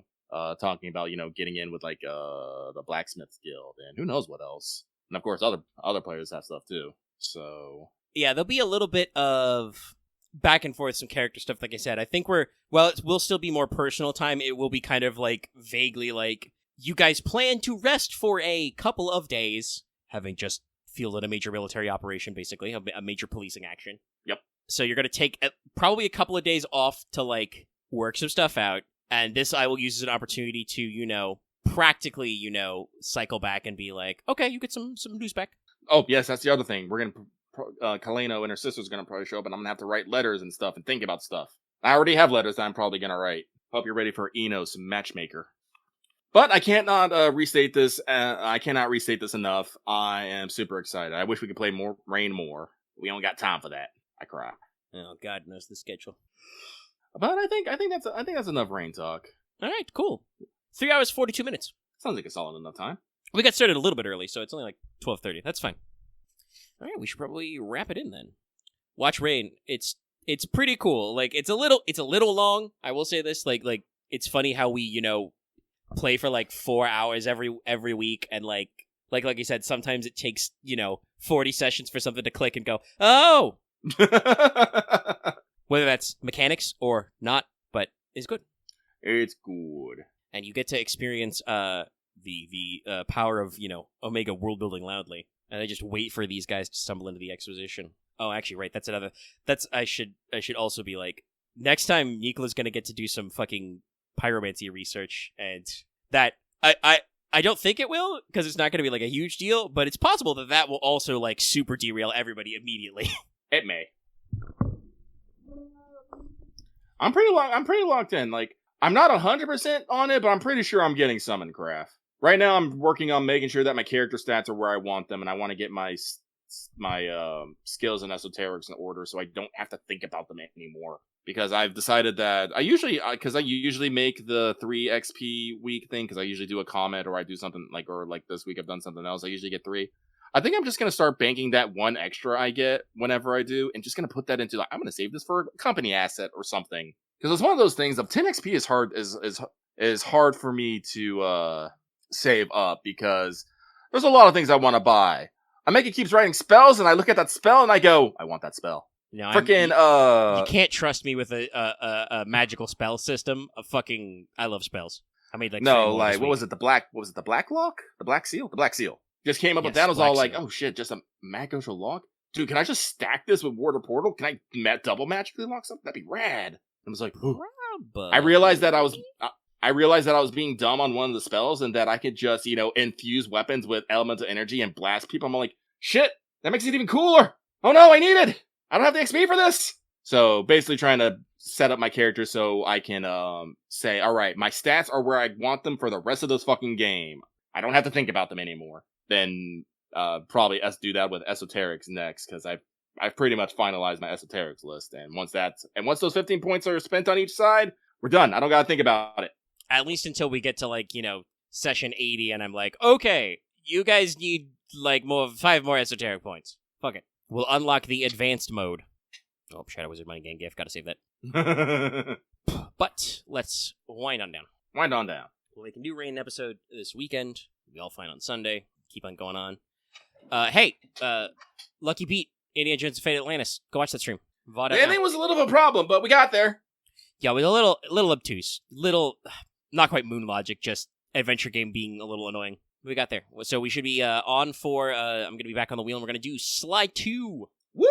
So look forward to that. See if I can remember how to be good old Snake. All right, but let's do outro stuff. If you like this video, give it a like on YouTube. Suppose if you watched 3.5 hours of this, or 3 hours after editing, you like it, push the button. It's good for engagement. Leave a comment as well. Comments are good for the algorithm. You can also join our Discord and leave all kinds of new comments. Links in the description. If you haven't already, please subscribe to the channel to get more videos like this one, and streams, and other stuff. And ring the bell for notifications so you know when we're posting videos, because sometimes the videos I do post a little chaotically. Like, when I post brand new Rains, that's usually when I remember, oh right, Lucky uploaded Rain, I meant to post that today. I meant to make that live. Click clack button. So, getting your notification on can't hurt. You can also join our channel memberships to get access to badges and emotes and support us a little bit financially.